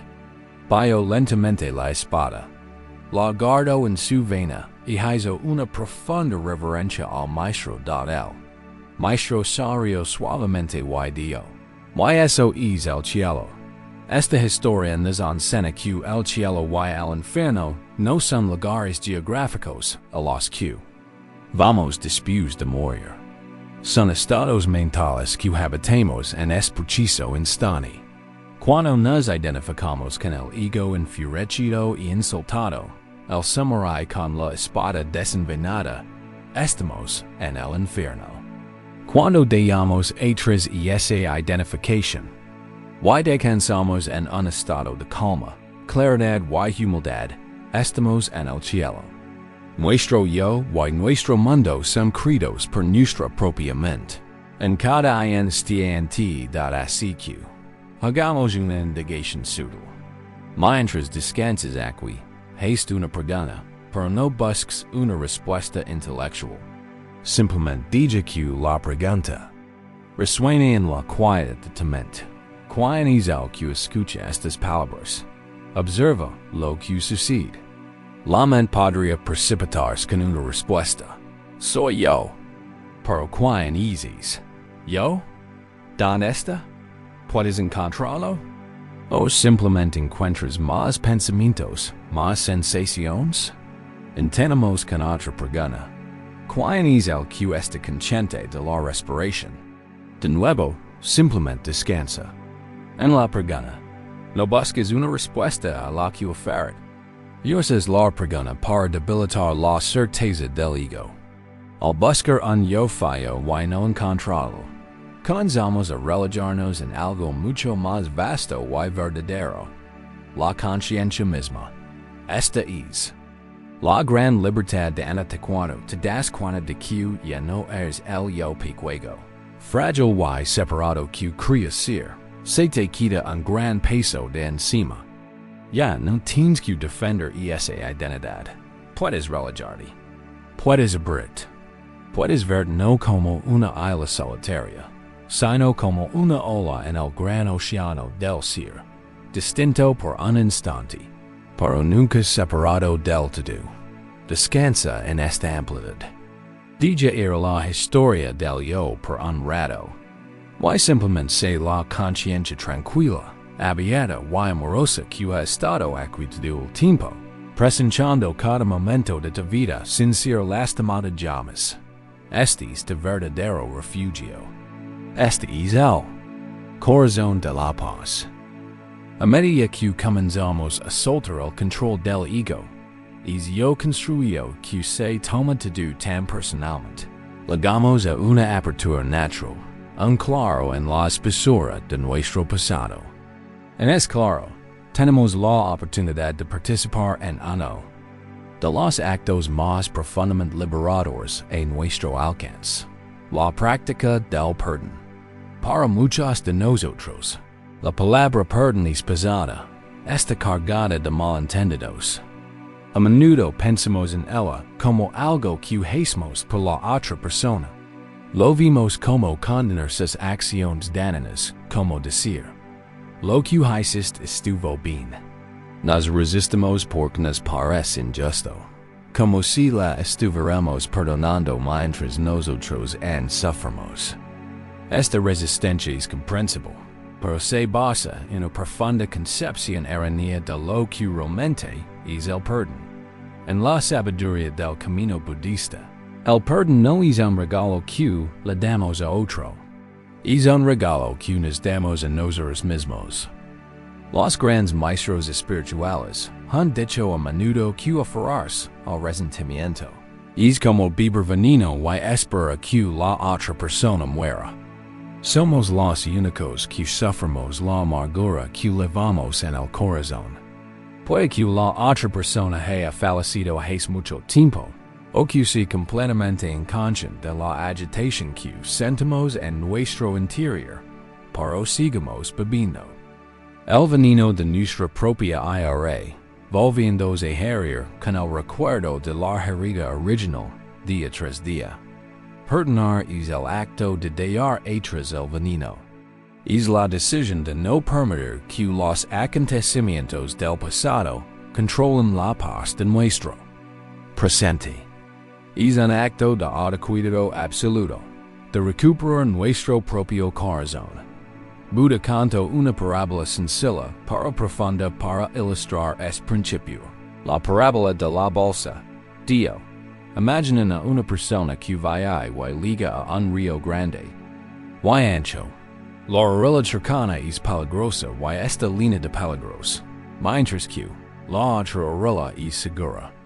No hay puente en el transbordador. La persona con ingenio, junta ramas, vides y juncos, y construye una bolsa sencilla, apoyándose en la bolsa, rima con menos y pies y liga sana y salva a la otra orilla. Ahora, preguntó el Buda a sus monjes, ¿qué debe hacer esta persona con la bolsa? Debe, pensando, esta bolsa me ha sido tan útil que no debo dejarla atrás. Izarla sobre su cabeza y llevarla consigo en su viaje. No, Sanar, respondieron los monjes. ¿Sería una carga muy pesada? ¿Que deberían hacer entonces? Preguntó el Buda. Deberían pensar. Esta bolsa me sirvió para cruzar el río, pero ahora que estoy en la otra orilla, puedo dejarla aquí y continuar mi viaje sin problemas. Al hacerlo, actuarían con sabiduría. El Buda concluyó, de la misma manera, mis enseñanzas son como una bolsa. Su propósito es cruzar de la orilla del sufrimiento a la orilla de la liberación, no aferrarse a ellas. Esta parábola se aplica perfectamente en nuestros agravios del pasado. Una herida, una traición, una injusticia. En el momento en que sucede, nuestra ira puede sentirse como un salvavidas necesario. Podría protegernos, darnos una sensación de poder, y ayudarnos a sortir una situación peligrosa. Pero, ¿qué sucede cuando hemos cruzado el río? ¿Qué sucede cuando el evento pertenece al pasado? Con frecuencia cometemos el error de cargar con esa pesada carga de resentimiento durante décadas. Damos que nos agobie, mas limita el movimiento y nos quita la energía. Perdonar es el acto sabio y valiente de dejar la bolsa en la orilla. Es mirar el dolor del pasado y decir, esto cumplió su propósito. Es parte de mi camino, pero yo no tengo que cargar con él. Exploramos esto con una práctica suave.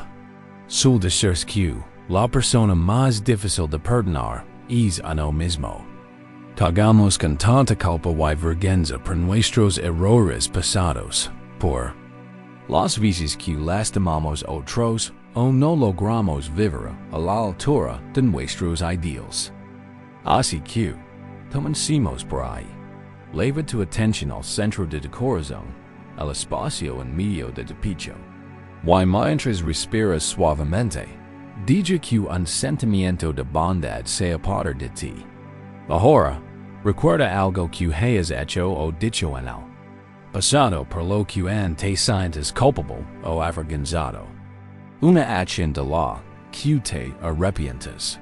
Visualiza el evento en tu mente, pero con compasión. Visualiza la persona que eres en ese entonces. Observa su confusión, su ignorancia, su dolor. Comprende que estabas haciendo lo mejor que podías con la conciencia o las herramientas que tenías en ese momento. Si hubieras sabido más, habrías actuado mejor. Y ahora, desde la perspectiva más sabia y compasiva que tienes hoy, ofreced estas palabras de perdón, diciéndolas en silencio en tu corazón. Por las formas en que he donado a otros, a través de mis pensamientos, mis palabras o mis acciones, consciente o inconscientemente, me ofrezco perdón. Por las formas en que me he hecho daño, ya sea mediante el autojuicio, el autodescuido o los hábitos destructivos, me ofrezco perdón. Por las veces que no actúo desde el amor, me ofrezco perdón. Permitid recibir estas palabras. Siente la posibilidad de liberarte, de soltar la pesada carga del autojuicio. Eres digno de tu propio perdón. Este derecho de nacimiento comenzar. De nuevo, libre de las cadenas de los errores del pasado. Ahora, si te parece bien, y solo si te parece bien, porque esto no se puede forzar, puedes extender ese perdón. Recuerda a alguien que te haya hecho daño. Alguien que recuerdo en tu duda. Visualiza a esta persona frente a ti. Reconoce el dolor que te causó. No lo niegues, en lo minimices. Su primera acción fue real y dolió. Siente ese dolor por un momento, con compasión. Y ahora, intenta ver a esta persona no como un monstruo, sino como otro ser humano que sufre. Observa que sus acciones probablemente surgieron de su profundo dolor, su ignorancia, su confusión. La gente herida hierve. La gente. Esto no excusa su comportamiento, pero puede ayudarnos a despersonalizarlo. Y por tu propio bien, por tu propia libertad, intenta ofrecerles una simple liberación. No tienes que decirles te perdono en persona. Es un proceso interno. Se trata de cortar el cordón energético que te ata a ellos. En tu corazón podrás decir, reconozco el dolor que me causaste. Ya no estoy dispuesto a levar ese veneno en mi corazón. Por mi propia paz, te libero. De llover la bolsa de mi resentimiento. Siente cómo se disuelven las ataduras que te atan a ese pasado. Siente cómo la pasada bolsa se abandona en la orilla. Y sentirte aliarte, más ligero, más libre, con el corazón abierto. Esta práctica del perdón no es algo que ocurre una sola vez. Es un proceso. Quizás tengas que repetirlo muchas veces. Pero cada vez que decides dejar el veneno, cada vez que decides dejar atrás la bolsa, das un paso más hacia la orilla segura y pacífica del presente. Te regalas la libertad. A medida que aprendemos a perdonar el pasado, nos adentramos más plenamente en el presente. Y aquí, en el ahora, encontramos otra práctica esencial para sanar nuestras heridas ocultas. La práctica de la aceptación radical, de la pura aceptación. A veces se confunde con pasividad o resignación, como si simplemente nos rindiéramos, y dejáramos que la vida nos pisoteara. Pero la aceptación radical, tal como se enseña en el contexto de la atención plena o el zen, es todo menos pasiva.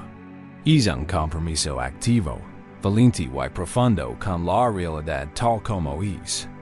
Es la decisión consciente de dejar de luchar contra lo que no se puede cambiar.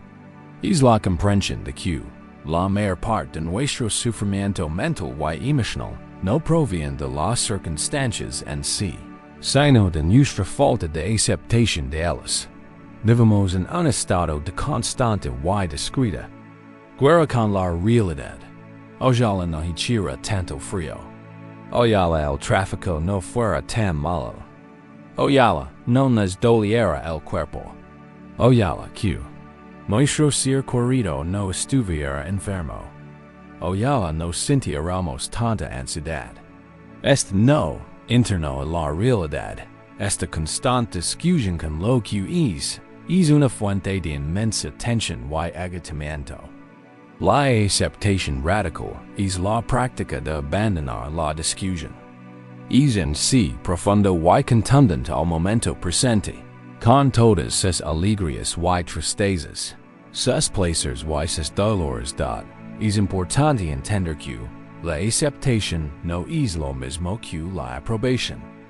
Puedes aceptar radicalmente que tienes una enfermedad difícil sin aprobarla. Puedes aceptar radicalmente que alguien te ha tratado injustamente sin condenar su comportamiento. Puedes aceptar radicalmente que sientes una tristeza intensa sin querer sentirte triste para siempre. La aceptación consiste simplemente en reconocer la realidad sin la resistencia adicional. Es lanzar la segunda flecha. La primera flecha es la dolorosa realidad. La segunda flecha que nos lanzamos a nosotros mismos es nuestra no aceptación de ella. Hay una poderosa historia zen que capta a la perfección este espíritu. Un gran monasterio que había permanecido en pie durante siglos se incendió y quedó reducido a cenizas. A la mañana siguiente, los estudiantes estaban reunidos, llorando y desesperados entre las ruinas humantes. Todo lo que conocen había desaparecido. Su maestro salió a reunirse con ellos, y todos lo miraron, esperando verlo destrozado por la pérdida. En cambio, el maestro observó la devastación a su alrededor, y luego alzó la vista al cielo. Que ya no estaba oscurecido por el alto tejado del monasterio. Sonrió levemente y dijo: ahora tenemos una mejor vista de la luna. Esta es una aceptación radical. El maestro no niega la devastación, no finge que el incendio no ocurrió. Acepta plenamente la terrible realidad de la situación. Pero en esa aceptación, encuentra una apertura, encuentra una verdad inesperada, una belleza inesperada. Al decir sí a la realidad de la pérdida, es libre de ver lo que también está presente, una visión clara de la luna. Mientras luchamos contra la realidad, gritando: no, esto no debería ser, estamos cegados. No podemos ver otras posibilidades, otras verdades. Nuestra resistencia consume toda nuestra energía. ¿Cómo lo practicamos? Un camino maravilloso y accesible hacia la aceptación radical es la práctica de meditación conocida por el acrónimo RAIN. RAIN significa reconocer, permitir, investigar y nutrir. Requerimoslo juntos. Te invito a que recuerdes una situación difícil en tu vida ahora mismo. Podría ser una relación difícil, una fuente de ansiedad o un dolor físico. Elige algo presente, pero quizás no demasiado intenso. Ahora, apliquemos los pasos de RAIN. El primer paso es reconocer. Simple reconoce lo que está sucediendo. Reconocerlo, nombralo. Puedes decir: la ansiedad está aquí, o me duele el comentario, o me duele la espalda. Este simple acto de reconocer, de nombrar la experiencia, nos impide perdernos inconsciente en ella. Estamos dando un paso atrás y viendo lo que está presente. El segundo paso es la esencia de la aceptación. Permite que la experiencia esté aquí, tal como es. No tienes que gustar, simplemente tienes que dejarla ser. Espacio se trata de soltar la lucha interna. Por un momento, puedes dejar de intentar arreglarla, cambiarla o rechazarla. Puedes permitirlo. Existir. Incluso podría suceder. Permito esto también, o simplemente, sí. Siente el cambio suyo para profundo que ocurre en tu cuerpo cuando dejas de resistir. Cuando dejas las armas el tercer paso es a investigar ahora, aporta una curiosidad suave y sin prejuicios a la experiencia. No se trata de un análisis mental. De por qué sucede. Es una investigación corporal. Pregunted. ¿Cómo se siente esto en mi cuerpo ahora mismo? ¿Dónde es más intenso? ¿Cuál es la calidad de esta sensación? ¿Es caliente, fría, vibrante, entumecida? Investiga también las creencias asociadas a ella. Pregunted. ¿Qué estoy creando sobre mí mismo en este momento? ¿Qué estás creando? ¿Estoy fracasando? ¿O no soy digno de ser amado? Simplemente observa estos pensamientos sin juzgarlos. Estás siendo un amable detective de tu mundo interior. El paso final es nutrir tras reconocer, permitir y investigar esta difícil experiencia. Ahora brindas compasión activa a la parte de ti que sufre. Es ahí donde ofreces el cuidado. ¿Qué necesitas? Pregunted. ¿Qué necesita escoger esta parte herida de mí ahora mismo? ¿Qué necesita escoger? Siento mucho de dolor. Estoy aquí contigo. No estás solo. Oh, no es tu culpa. Puedes poner una mano sobre el corazón o sobre la parte de tu cuerpo que se sienta más vulnerable, ofreciendo calor físico y consuelo. Estás lavando el bálsamo sanador de tu propia bondad y tu herida. Reconocer, permitir, investigar, nutrir. Esta lluvia de autocompasión puede extinguir el fuego de nuestra resistencia interior. Es una práctica que podemos usar en cualquier momento de dificultad al practicar la aceptación radical. No renunciamos en nuestro poder. Asumimos nuestro verdadero poder. Nuestro verdadero poder no reside en controlar los acontecimientos incontrolables del mundo. Reside en elegir nuestra respuesta. Reside en nuestra capacidad de afrontar cualquier circunstancia, por difícil que sea, con un corazón sabio, abierto y compasivo. Es el poder de ver la luna, incluso cuando nuestro mundo parece estar en ruinas. Descansa en esta aceptación. Deja ir la lucha. Permite que este momento sea exactamente como es. Y siente la profunda paz que unes de hacer las paces con la realidad. Hemos hablado de la práctica de dirigir la bondad amorosa hacia nosotros mismos, especialmente hacia nuestro niño interior herido. Ahora, ampliamos nuestro círculo de cuidado. Nos dirigimos a medir el hermano activo y valiente de la calidad. De Karuna, que es el ideal budista de la compasión en él. Si la bondad amorosa es el deseo de que todos los seres sean felices. La compasión es la respuesta trémula del corazón ante la realidad de que no lo son.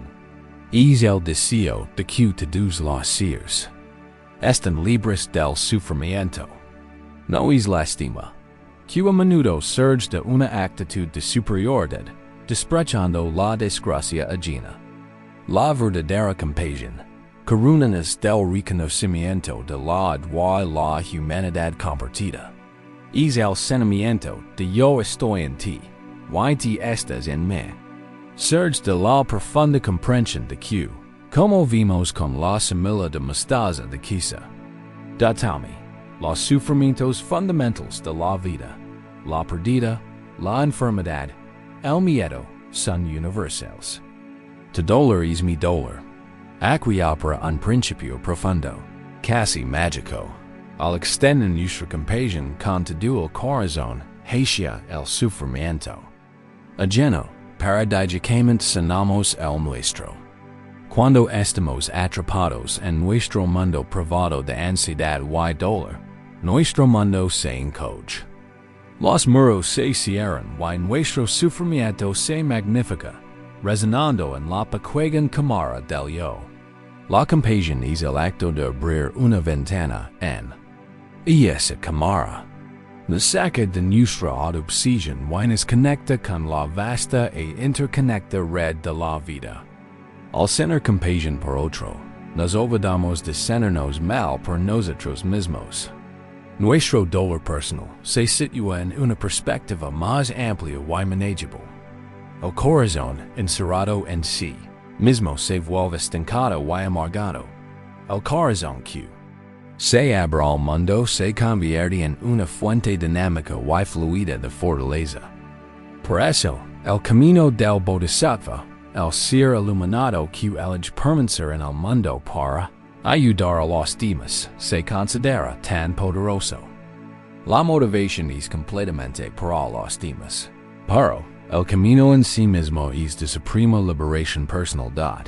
Hay una historia sencilla que habla de esta compasión ilimitada y indiscriminada. Un monje caminaba por un sendero cuando se encontró con un perro tirado al borde del camino. El perro estaba desdichado, cubierto llagas infestadas de gusanos, y claramente a punto de morir. El monje se sintió invadido por una profunda sensación de karuna. Quería ayudar al perro y aliviar su sufrimiento quitando los gusanos de sus heridas. Pero se dio cuenta de que si simplemente arrancaba los gusanos con los dedos, podría aplastar sus diminutos y delicados cuerpos, y también eran seres vivos. Sabía también que si los dejaba en el perro, seguirían comiendo su carne y moriría. Así que ideó una solución. Decidió extraer cada gusano con cuidado con su propia lengua, un instrumento lo suficientemente suave como para no dañarlos. Luego los colocaría sobre un trozo de su propia carne, que quitaría de su muslo, para que tuvieran algo que comer y pudieran continuar con su vida audiles. Cerrar los ojos y inclinarse para realizar este acto supremo de compasión desinteresada. Tanto por el perro como por los gusanos, el desdichado perro desaparece repentinamente. En su lugar se alzaba la radiante figura dorada de un Buda celestial. El monje había sido puesto a prueba, y al ver la naturaleza búdica incluso en los seres más desdichados, había comprobado la profundidad de su realización. Esta historia, aunque gráfica, ilustra el ideal más elevado de una compasión que no es distinciones. No decide quién merece ayuda y quién no. Ve el valor inherente y el potencial de despertar en todas las formas de vida. Podemos cultivar esta compasión expansiva a través de una poderosa y antigua práctica de meditación tibetana llamada Tonglen, que significa dar y recibir. Es una práctica de alquimia espiritual para el corazón. Se conecta directamente con el sufrimiento y lo transforma en paz y sanación. Probemos ahora una versión suave. Concentrate en tu respiración, tu ancla en el presente. Ahora, piensa en alguien que conozcas que esté sufriendo. Podría ser un amigo que esté pasando por un momento difícil, un familiar enfermo o incluso alguien de quien solo has oído hablar en las noticias. Visualiza a esa persona sentada frente a ti, con genuina empatía, permitid sentir su dolor, su miedo, su desesperación. Ahora, al inspirar, imagina que inhalas de su sufrimiento. Visualízalo como una nube oscura, densa y llena de humo. Inspiralo directamente al centro de tu corazón. Esto puede parecer contradictorio. ¿Por qué queríamos respirar con dolor? Pero aquí está la alquimia. En esta práctica, tu corazón se ve como un espacio vasto, abierto y compasivo, poderoso. Crizzle de transformación. El humo oscuro del sufrimiento entra en este espacio y se disuelve instantáneamente en la luz infinita de tu bondad amorosa. Se purifica, se transforma. Luego, al exhalar, imagina que exhalas todo lo bueno y sanador. Exhala una luz blanca brillante, fresca y luminosa. Esta luz representa paz, fuerza, salud, felicidad y liberación del miedo. Envíala a la persona frente a ti. Imagina que la radia penetra en su cuerpo y mente, calma su dolor y le brinda alivio y alegría. Practicamos esto al ritmo de la respiración, inhalando el humo oscuro de su sufrimiento y exhalando la luz blanca de tu paz sanadora. Inhalando su dolor y exhalando tu compasión. Estás usando tu propio ser como punto.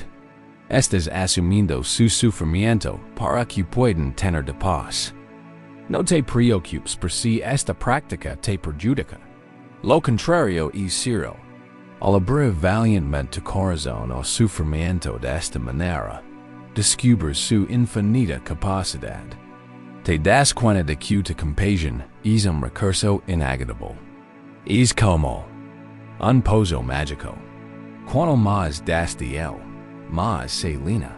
Después de practicar con alguien que conoces, puedes ampliar el círculo. Respira el sufrimiento de toda tu comunidad, de todo tu país, de todos los seres que sufren en todas partes. Y exhala tu luz sanadora hacia todos ellos, sin excepción, inhalando el sufrimiento del mundo, y exhalando paz al mundo. Esta práctica de Tongolins, una de las maneras más poderosas de desarrollar un corazón valiente y abierto.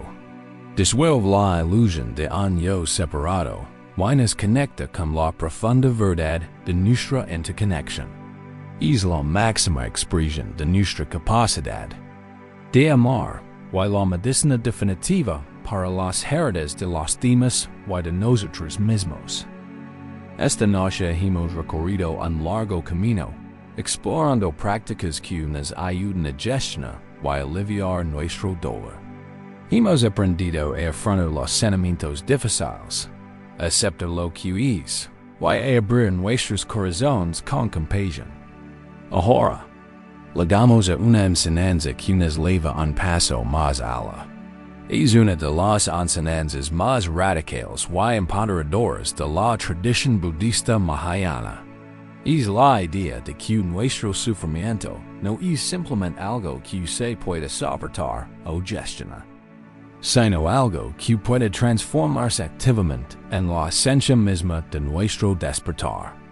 Esta es la práctica de la alquimia espiritual. Transformar el veneno de nuestras aflicciones en la medicina de la sabiduría. El símbolo más potente de esta transformación es la flor de loto. El loto es una flor de una belleza impresionante, símbolo de pureza, iluminación y desarrollo espiritual. Pero, ¿dónde crece? No crece en la cima de una montaña pristina en un jardín bien cuidado. El loto solo crece en el lodo más denso, oscuro y turbio.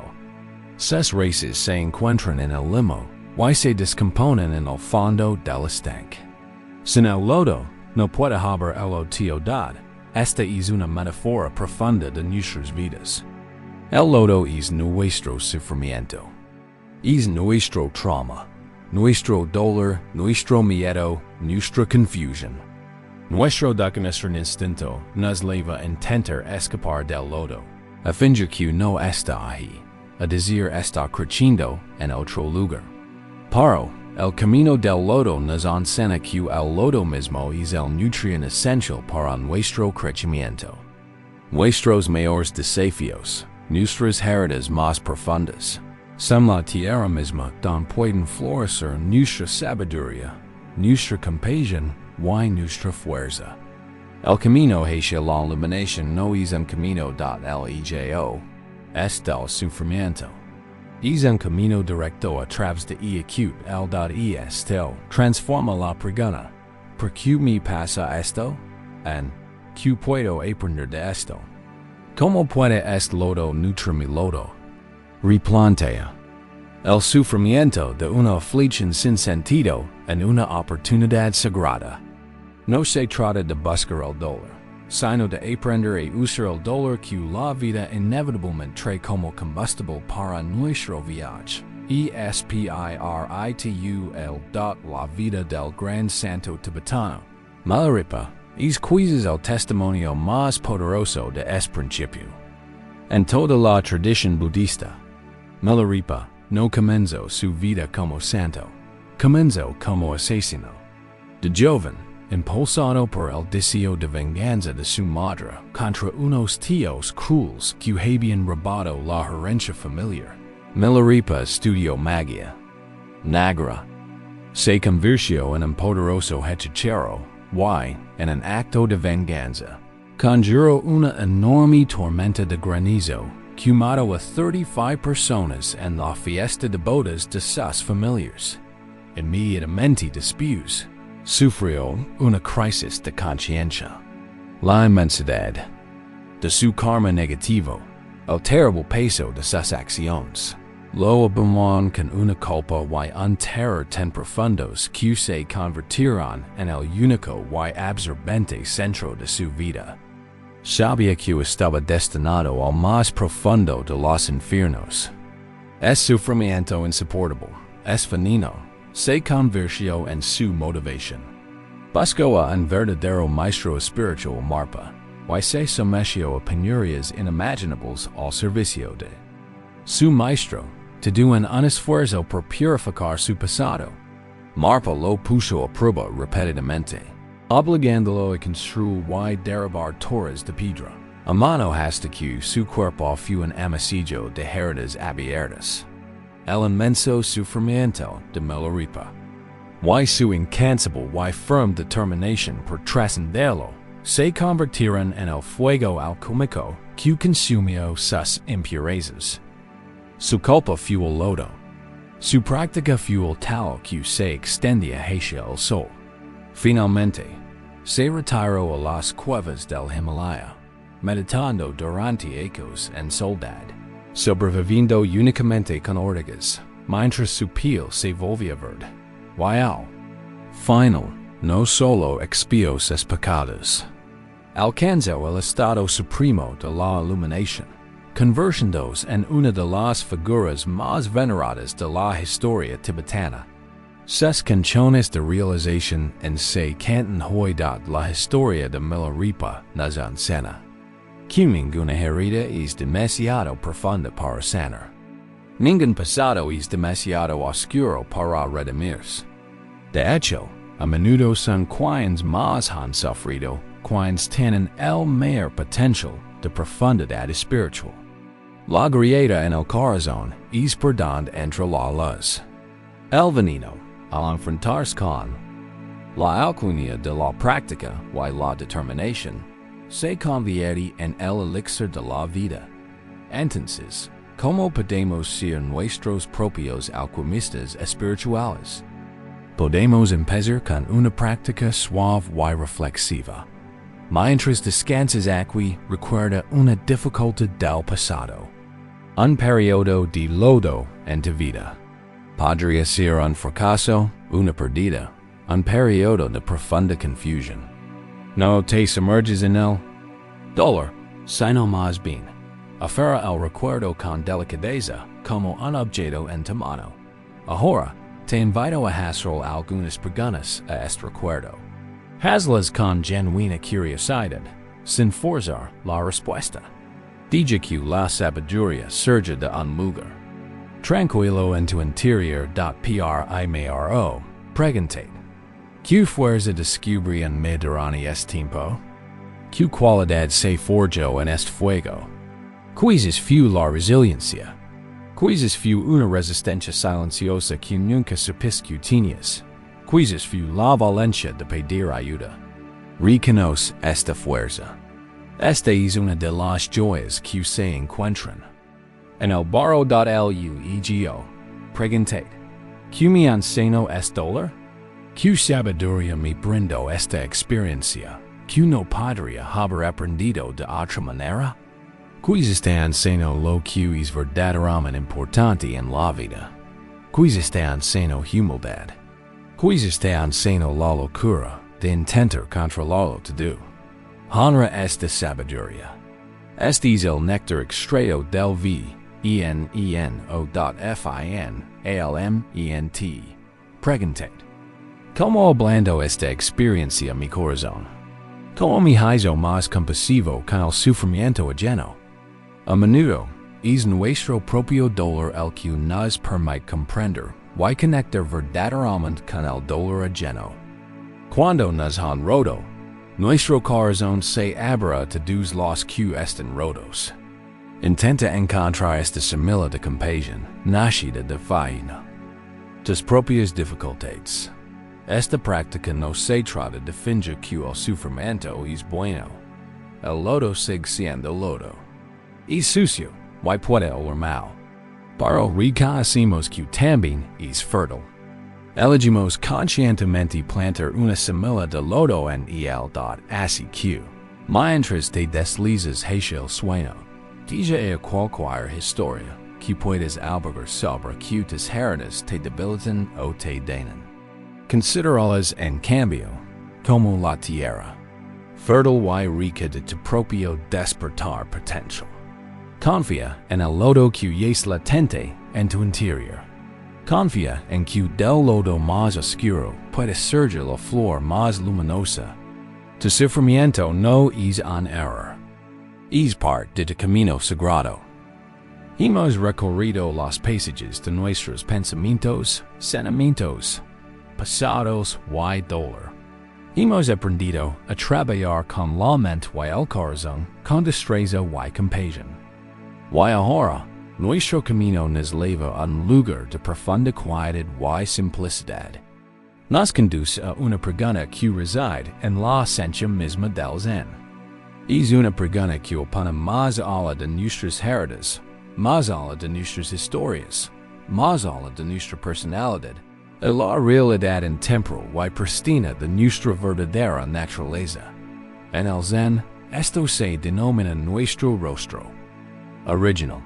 También se conoce como nuestra naturaleza búdica. Es la enseñanza fundamental que sostiene que dentro de cada uno de nosotros, independiente de nuestra historia, nuestras acciones o nuestras neurosis, existe un núcleo de conciencia. Pura, pacífica y ya perfecta. Esta conciencia es como un cielo despejado.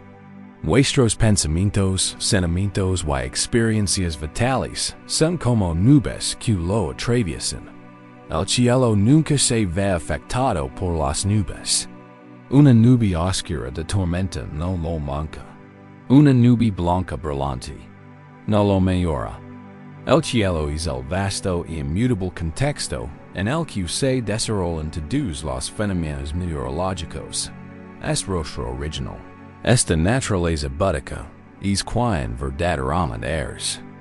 Es el ser intacto. Jamás ha sido dañado por ningún trauma. Jamás ha sido manchado por ningún error. Estuvo presente el día de tu nacimiento y ha sido el testigo silencioso y omnipresente de cada instante de tu vida. El trabajo de sanación.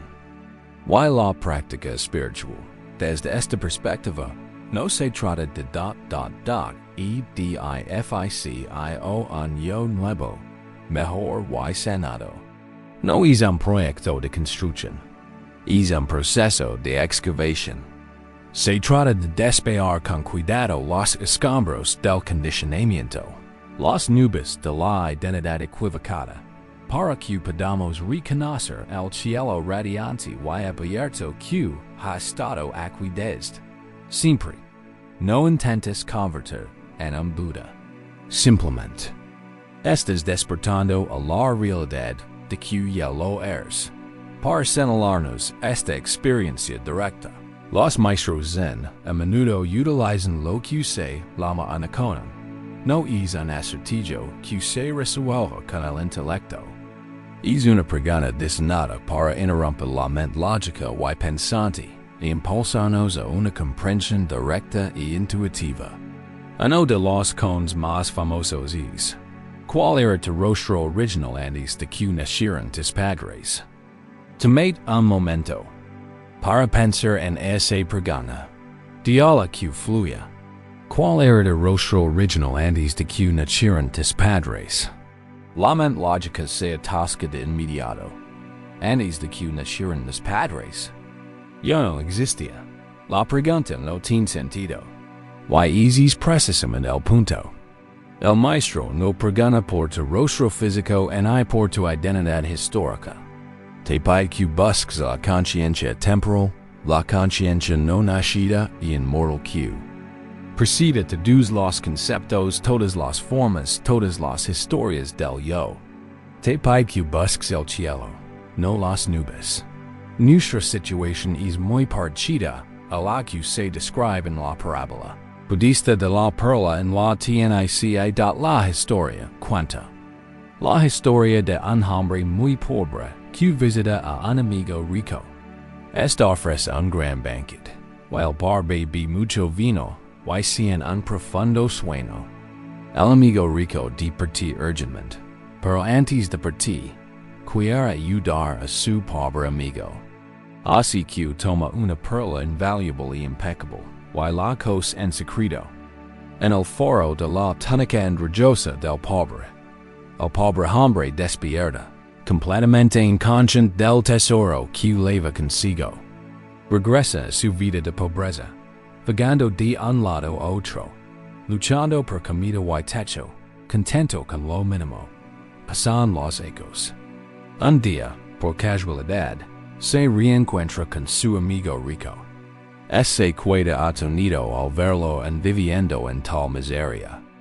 Amigo mío, exclama, ¿por qué vives así? Es tantos ecos, casi una perla invaluable en tu túnica para que tuvieras todo lo que necesitabas. ¿Dónde está? El hombre, asombrado, mete la mano en el foro de su vieja túnica y, por primera vez, descubre la magnífica joya que había estado con él todo el tiempo. Todos somos este hombre. Vagamos por la vida sintiéndonos pobres, carentes y heridos, buscando desesperada paz, felicidad y plenitud fuera de nosotros mismos. La buscamos en las relaciones, en las carreras, en las posiciones, en las experiencias. Para mientras tanto, la perla invaluable de nuestra propia naturaleza búdica, nuestro rostro original, está cosida en la esencia misma de nuestro ser. Ha estado con nosotros desde el principio. Simplemente no nos hemos dado cuenta de la práctica. Entonces, consiste en dejar de buscar afuera y dirigir nuestra atención hacia adentro. Es la práctica de simplemente descansar como esta conciencia. Entendamoslo ahora.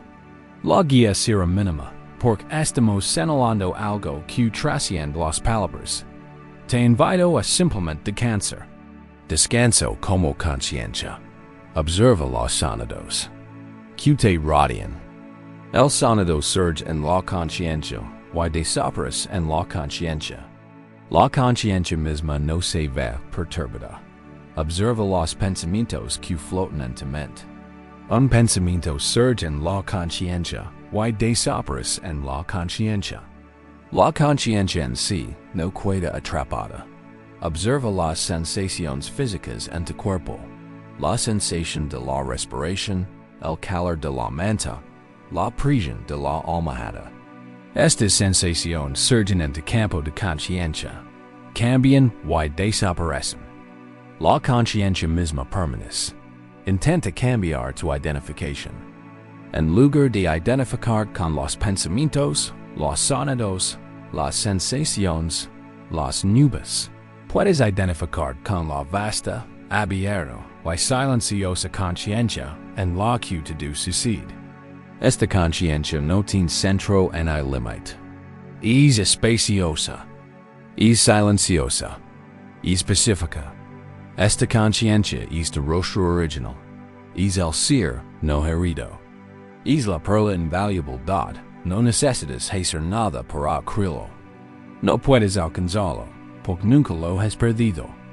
te unicitaria is reconocerlo, religarte en él, reencontrar con él, descansa aquí, en la paz silenciosa y consciente de tu verdadera naturaleza. Esta es la sanación definitiva. Este es el refugio final. Ya estás en casa. Ya estás completo. Tras haber recuperado la conciencia silenciosa y espaciosa de nuestro rostro original, podremos preguntarnos, ¿y ahora qué? ¿Acaso esta paz solo se experimenta en la quietud de la noche, con los ojos cerrados? ¿Esta quietud solo se alcanza mediante la meditación? La respuesta, según los grandes maestros, es un suave pero firme no. El propósito último de cultivar una mente tranquila no es escapar del mundo, sino conectar con él con mayor sabiduría, eficacia y compasión. El camino del despertar se describe a menudo como tener dos alas, como un pájaro. Un ala es no terminan, que significa calma, quietud o una mente estable y concentrada. Esta es la mente tranquila que hemos estado cultivando esta noche. La otra ala es vipassana, que significa introspección o visión clara de la naturaleza de la realidad. Cuando estas dos alas trabajan juntas, el pájaro puede volar. Una mente tranquila sin un corazón compasivo puede volverse frío y distante. Un corazón compasivo sin una mente estable puede sentirse abrumado y exhausto. El verdadero vuelo de la sabiduría ocurre cuando integramos la mente tranquila y el corazón sabio da la paz que sientes ahora mismo. Esta sensación de tranquilidad y claridad no debe quedarse en la almohada al levantar. Piensa en ello como si estuvieras recargando una batería. Acudes esta práctica para recargar tu batería interior con paz, presencia y compasión. Lo haces para que, al salir al mundo, tengas una reserva de esta energía de la que extraela. Podrás afrontar los inevitables desafíos y exigencias. Cada día, no desde un estado de agotamiento y reactividad, sino desde un estado de plenitud y respuesta consciente. Hey, una hermosa historia que ilustra esta integración de la naturaleza interior y la realidad exterior. En un pequeño pueblo, había una antigua estatua de Buda, hecha de arcilla. Era muy apreciada por los aldeanos, pero no era particularmente hermosa ni valiosa en sentido material. Un año, las lluvias monzónicas fueron muy intensas y el río comenzó a crecer, amenazando con inundar todo el pueblo. Los aldeanos se apresuraron a salvar sus posesiones más preciadas. Un grupo de monjes decidió que debían salvar al querido Buda de arcilla. La estatua era increíblemente pesada y mientras luchaban por moverla a un terreno más alto, resbaló y cayó, apareciendo una gran grieta en un costado. Los monjes estaban horrorizados. Habían donado su estatua sagrada, pero al morar dentro de la grieta, vieron algo brillar en su interior. Superando su miedo inicial, comenzaron a descascar con cuidado la capa exterior de arcilla. Para su asombro, descubrieron que bajo la simple arcilla se encontraba una estatua de oro puro y macizo. Durante siglos, la verdadera naturaleza del Buda había permanecido oculta. Su inmenso valor oculto tras una capa exterior de barro. Esta historia es una metáfora de nuestra propia naturaleza. Nuestro rostro original, nuestra naturaleza búdica, es este oro macizo. Es indestructible, radiante y de un valor supremo. La arcilla es la personalidad construida, el ego, las capas de condicionamiento que acumulamos a lo largo de nuestras vidas. Son las grietas de la vida, las dificultades, las pérdidas, los desafíos, las que a menudo rompen esta cáscara exterior y revelan la perchosa e inquebrantable verdad de quien somos en nuestro interior. El oro representa la unión de la quietud y la sabiduría. El oro posee una profunda quietud y solidez, una pesadez que evoca una presencia inmutable. Esta es la mente serena. Pero también posee una calidez, un resplandor, un valor que evoca amor y sabiduría en acción. Este es el corazón sabio. Nuestro camino es vivir desde esta naturaleza dorada entenconces. ¿Cómo empezamos a lograrlo? No lo hacemos con grandes gestos, sino con pequeños momentos de práctica consciente, entretejidos en la esencia de nuestro día a día. Plantamos pequeñas semillas de atención plena en la tierra de nuestra vida cotidiana, mientras descansas. Aquí, a bordo del sueño, hagamos una breve y sencilla práctica de intención. Te invito a pensar en tu día de mañana. Voy a considerar una forma sencilla y pequeña de aportar una gota de esta paz. Quizás, al despertar, antes de coger el teléfono, puedes respirar conscientemente 3 veces, sintiendo como el aire entra y sale de tu cuerpo. Un simple acto de comenzar el día desde la presencia. Quizás, al tomar tu primera taza de café o té, puedes optar por saborear los 3 primeros sorbos con total atención. Siente su calor, saborea su sabor, percibe su aroma. Un pequeño instante de presencia sensorial. Tal vez, cuando estés hablando con alguien, puedes establecer la intención de escuchar realmente. De ofrecer el regalo de tu atención completa y sin prejuicios, sin planificar lo que vas a decir a continuación. Quizás, cuando sientes que te invade un momento de estrés o irritación, puedes hacer una pausa, sentar los pies en el suelo y respirar conscientemente antes de reaccionar.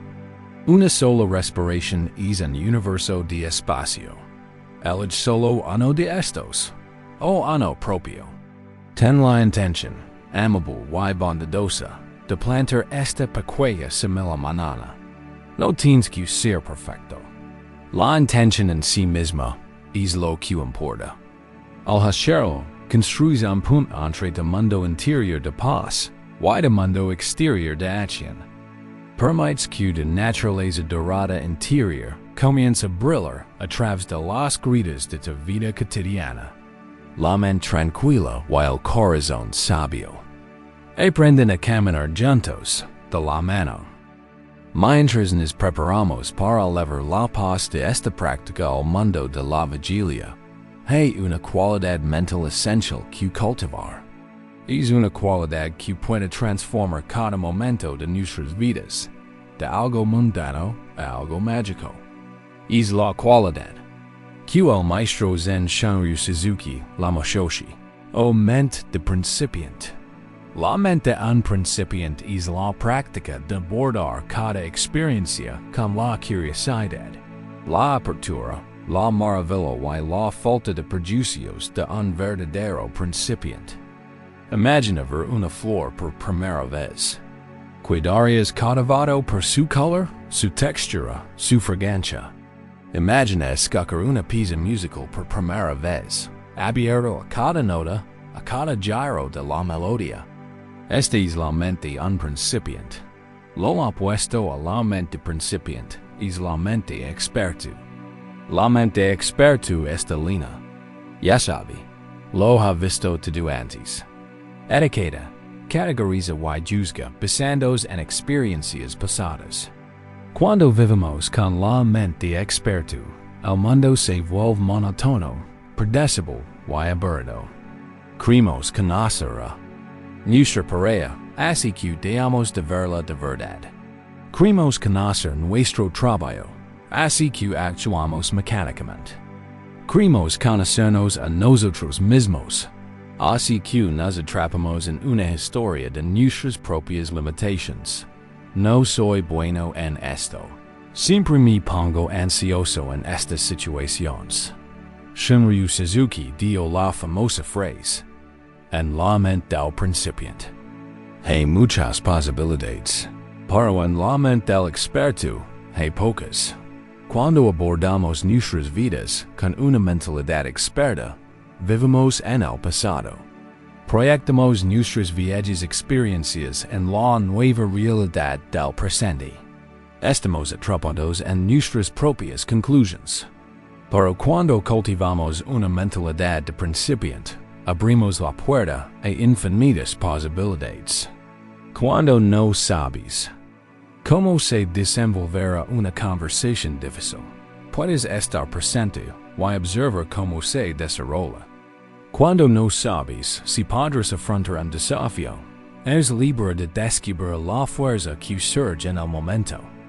Esto es especialmente poderoso cuando pensamos en despertar a un nuevo día. Para muchos, el momento de despertar viene acompañado de la mente experta. Antes incluso de abrir del todo los ojos, la mente empieza su letanía. Es martes. Tengo una reunión horrible. Estoy tan cansado.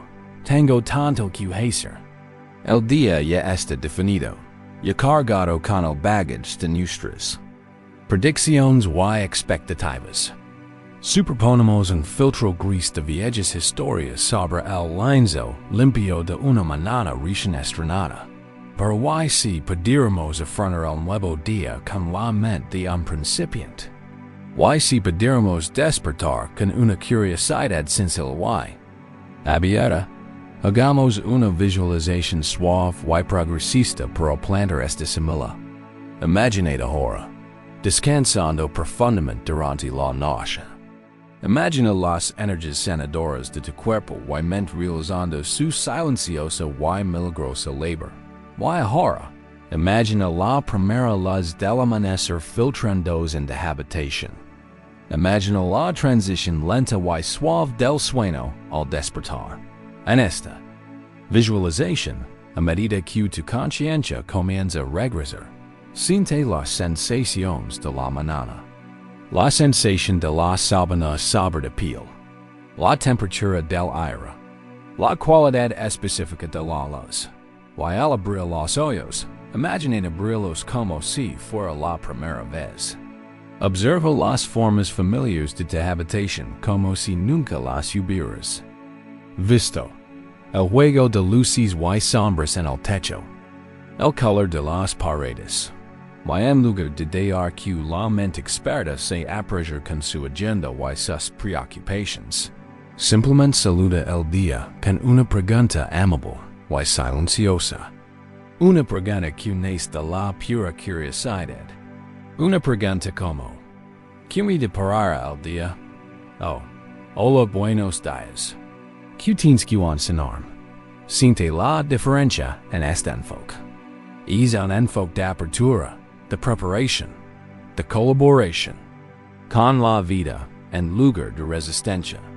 No diga que pueda haber desafíos en el día que viene, pero no los anticipa. Te permite afrontar cada momento tal como liga, fresco y nuevo, con todos tus recursos. Disponible. Esta. La práctica de la mente principiante es una práctica de humildad y asombro. Es comprender que nunca sabemos realmente qué sucederá después. Y que esta incertidumbre no es una amenaza, sino un regalo. Es el regalo de la libertad. Libertad de la prisión de nuestro propio pasado. Libertad para sorprenderse. Libertad para aprender. Crecer y cambiar.sq. Al caer en el sueño, diga. Y todo lo que crees saber. Diga te historias sobre quién eres. Diga tus predicciones para el mañana. Permite volver a ser un principiante. Veja tu copa, para que cuando amanezca el nuevo día, pueda derramar en ti sus maravillas frescas y inesperadas. Descansa. Ahora, en la posibilidad amplia y abierta de la mente principiante. Y ahora, amigo mío, hemos llegado a la parte más profunda de nuestro viaje juntos. El tiempo de las palabras, de las historias, de los conceptos, está llegando a su fin. Los hemos usado como datos que señalan a la luna, para ahora estamos aquí, listos para simplemente contemplar la luna misma. Estamos aquí para entrar en el gran santuario del silencio. A partir de ahora, la narración se hará más lenta. Las pausas se harán más largas. Esto te invita a sumergirte, a dejarte levar, a soltar por completo. Nuestras mentes a menudo son como la superficie del océano. Durante un día ajetreado, la superficie puede ser turbulenta, azotada por el frenesí de las olas por los vientos. Del pensamiento, la emoción y la actividad puede ser agitada, caótica y ruidosa. Pero incluso en la tormenta más violenta, si pudieras sumergir bajo la superficie, descubrirías que las profundidades del océano siempre están en calma. Las profundidades no se ven afectadas por la agitación de la superficie. Son profundamente silenciosas, inmensamente pacíficas, y albergan un poder profundo y ancestral. Dentro de ti, hay un océano así. La superficie de tu mente puede estar ocupada, pero tu naturaleza profunda, tu rostro original, es esta profunda quietud. Y ahora es el momento de sumergir en ella, de regresar a la profunda y silenciosa paz de tu propio ser. En el Zen hay un famoso con que pregona, ¿cuál es? El sonido de una mano aplaudiendo. Tu mente lógica no puede responder esto. Una sola mano no puede aplaudir, no hay sonido. Y es precisamente el punto. El con está diseñado para detener tu mente pensante. Te pide que escuches algo más que el ruido habitual. Te pide que escuches el sonido del silencio. Te pide que oigas el sonido del ser mismo, que es un zumbido silencioso y resonante por debajo de tu lo demás. Es el sonido de una mano, no de dos. Es el sonido de la unidad, de la totalidad, antes de que se crea el mundo de los opuestos de dos manos. De sujeto y objeto de mi y. Vamos a escuchar ahora, no solo con los oídos, sino con todo el cuerpo. Vamos a escuchar la sinfonía del silencio.primero. Te invito a escuchar los sonidos que te rodean. El zumbido de tu casa, un coche leano, tu propia respiración. Esquelos sin etiquetarlos, simplemente esquelos como pura vibración. Surgiendo en el silencio. Y desvaneciéndose en el silencio. Ahora, acerca más tu escucha. Puedes escuchar el espacio entre los sonidos. Observa el fondo silencioso. El lienzo de silencio sobre el que se plasman todos los sonidos. Ese silencio siempre está presente, solo que normalmente no lo notamos. Descansa tu atención en este silencio. Ahora, leva tu escucha a tu interior. Escucha tus propios pensamientos. Obsérvalos a medida que surgen. Y escucha los espacios de tranquilidad entre tus pensamientos. Hey, espacios. Momentos de quietud pura, sin pensamientos. ¿Puedes descansar en esos espacios, aunque sea un segundo? Y finalmente, leva tu escucha a tu corazón. ¿Puedes escuchar la quietud que subes a toda emoción? La paz profunda y serena de tu verdadera naturaleza. Está aquí. Siempre ha estado aquí. Te sostiene ahora mismo, no hay nada que hacer. Ningún lugar a donde ir. Nadie donde estar. Simplemente, descansar. Descanso como este silencio. Siente como te hundes suavemente, profundamente. En el tranquilo abismo de tu propio ser. Aquí es seguro. Aquí hay paz. Esta es la fuente de toda sanación. Esta es la fuente de tu descanso. Under? Deriva, diálogo ir. A medida que nuestro viaje juntos liga a su fin, y mientras flotan en este profundo océano de paz, realizaremos una última y hermosa práctica. Es una práctica que garantiza que la paz que hemos cultivado no se convierta en una posición acumulada, sino en un don que fly. Esta es la práctica budista tradicional de la dedicación al marido. El principio es simple y profundo. Toda bondad, sanación, paz, sabiduría, cualquier marido que se haya generado a través de nuestro tiempo juntos y de tu propia práctica sincera, no es solo para ti. Es un recurso universal. Así como una sola vela puede encender mil velas sin apagar su propia llama, la paz de tu corazón puede compartirse infinitamente sin disminuir tu propia reserva. De hecho, el mismo acto de compartir la amplifica. Esta práctica es el antídoto definitivo contra la tendencia del ego a pensar. Esto es mi paz. Me la he ganado. Al dedicar al marito, reconocemos nuestra profunda interconexión. Reconocemos que nuestro propio bienestar es inseparable del bienestar de todos. Es un acto final y poderoso de disolver las fronteras imaginarias entre uno mismo y el otro. Esta práctica dicta nuestros corazones con el ideal del bodhisattva. En la cosmología budista, un bodhisattva es un gran ser que ha alcanzado un alto grado de iluminación, que se encuentra en el umbral mismo del nirvana final, un estado de paz y cesación absolutas.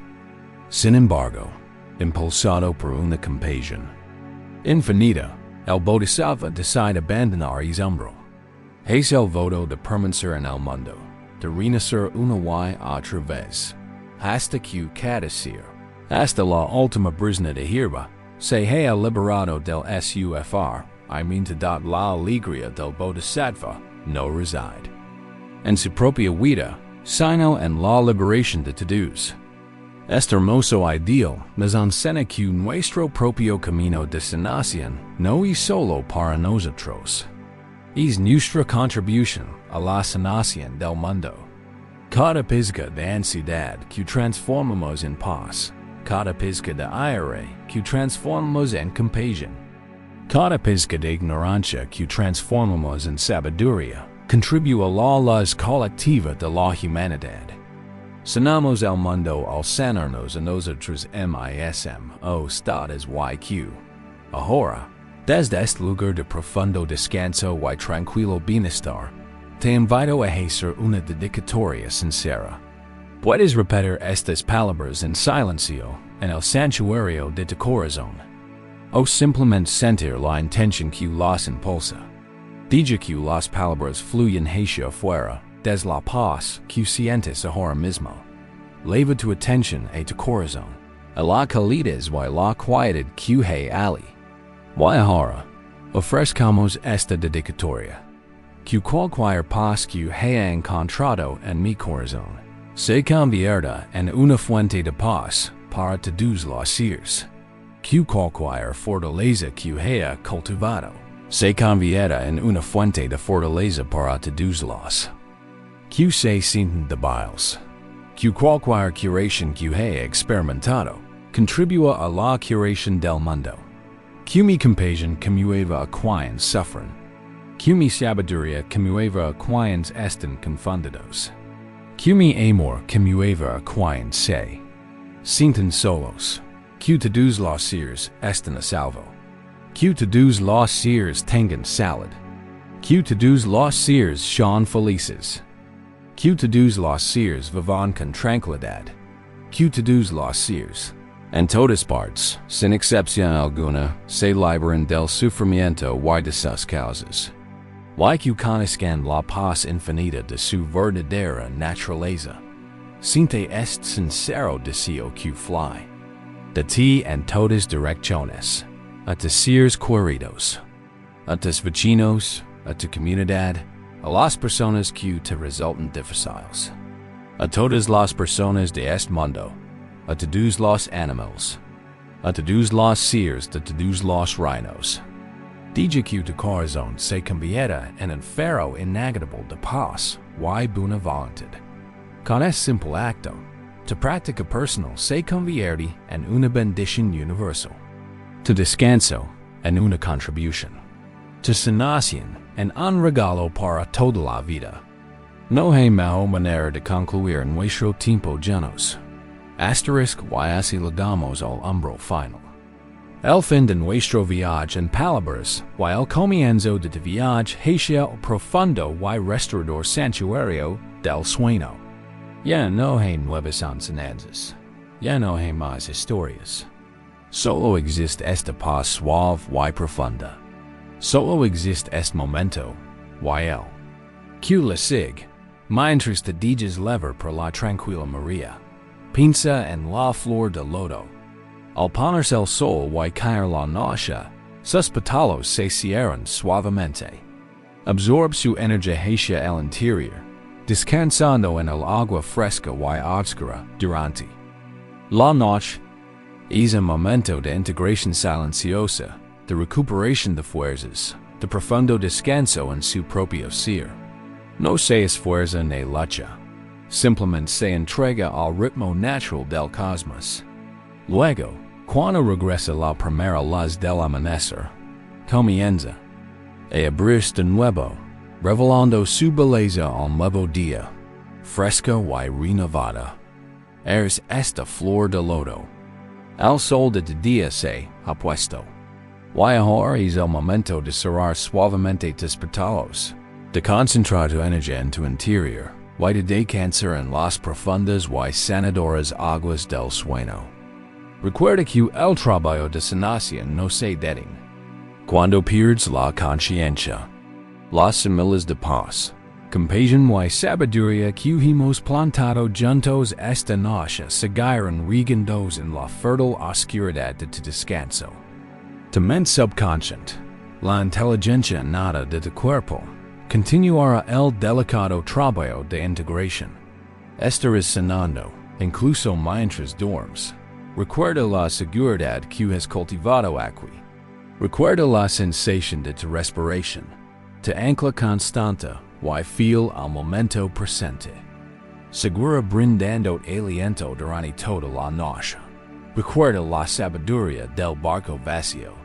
Los pensamientos que flotan no son tuyos. No tienes que subir a bordo. Puedes permanecer descansando en la tranquila orilla de tu propia conciencia.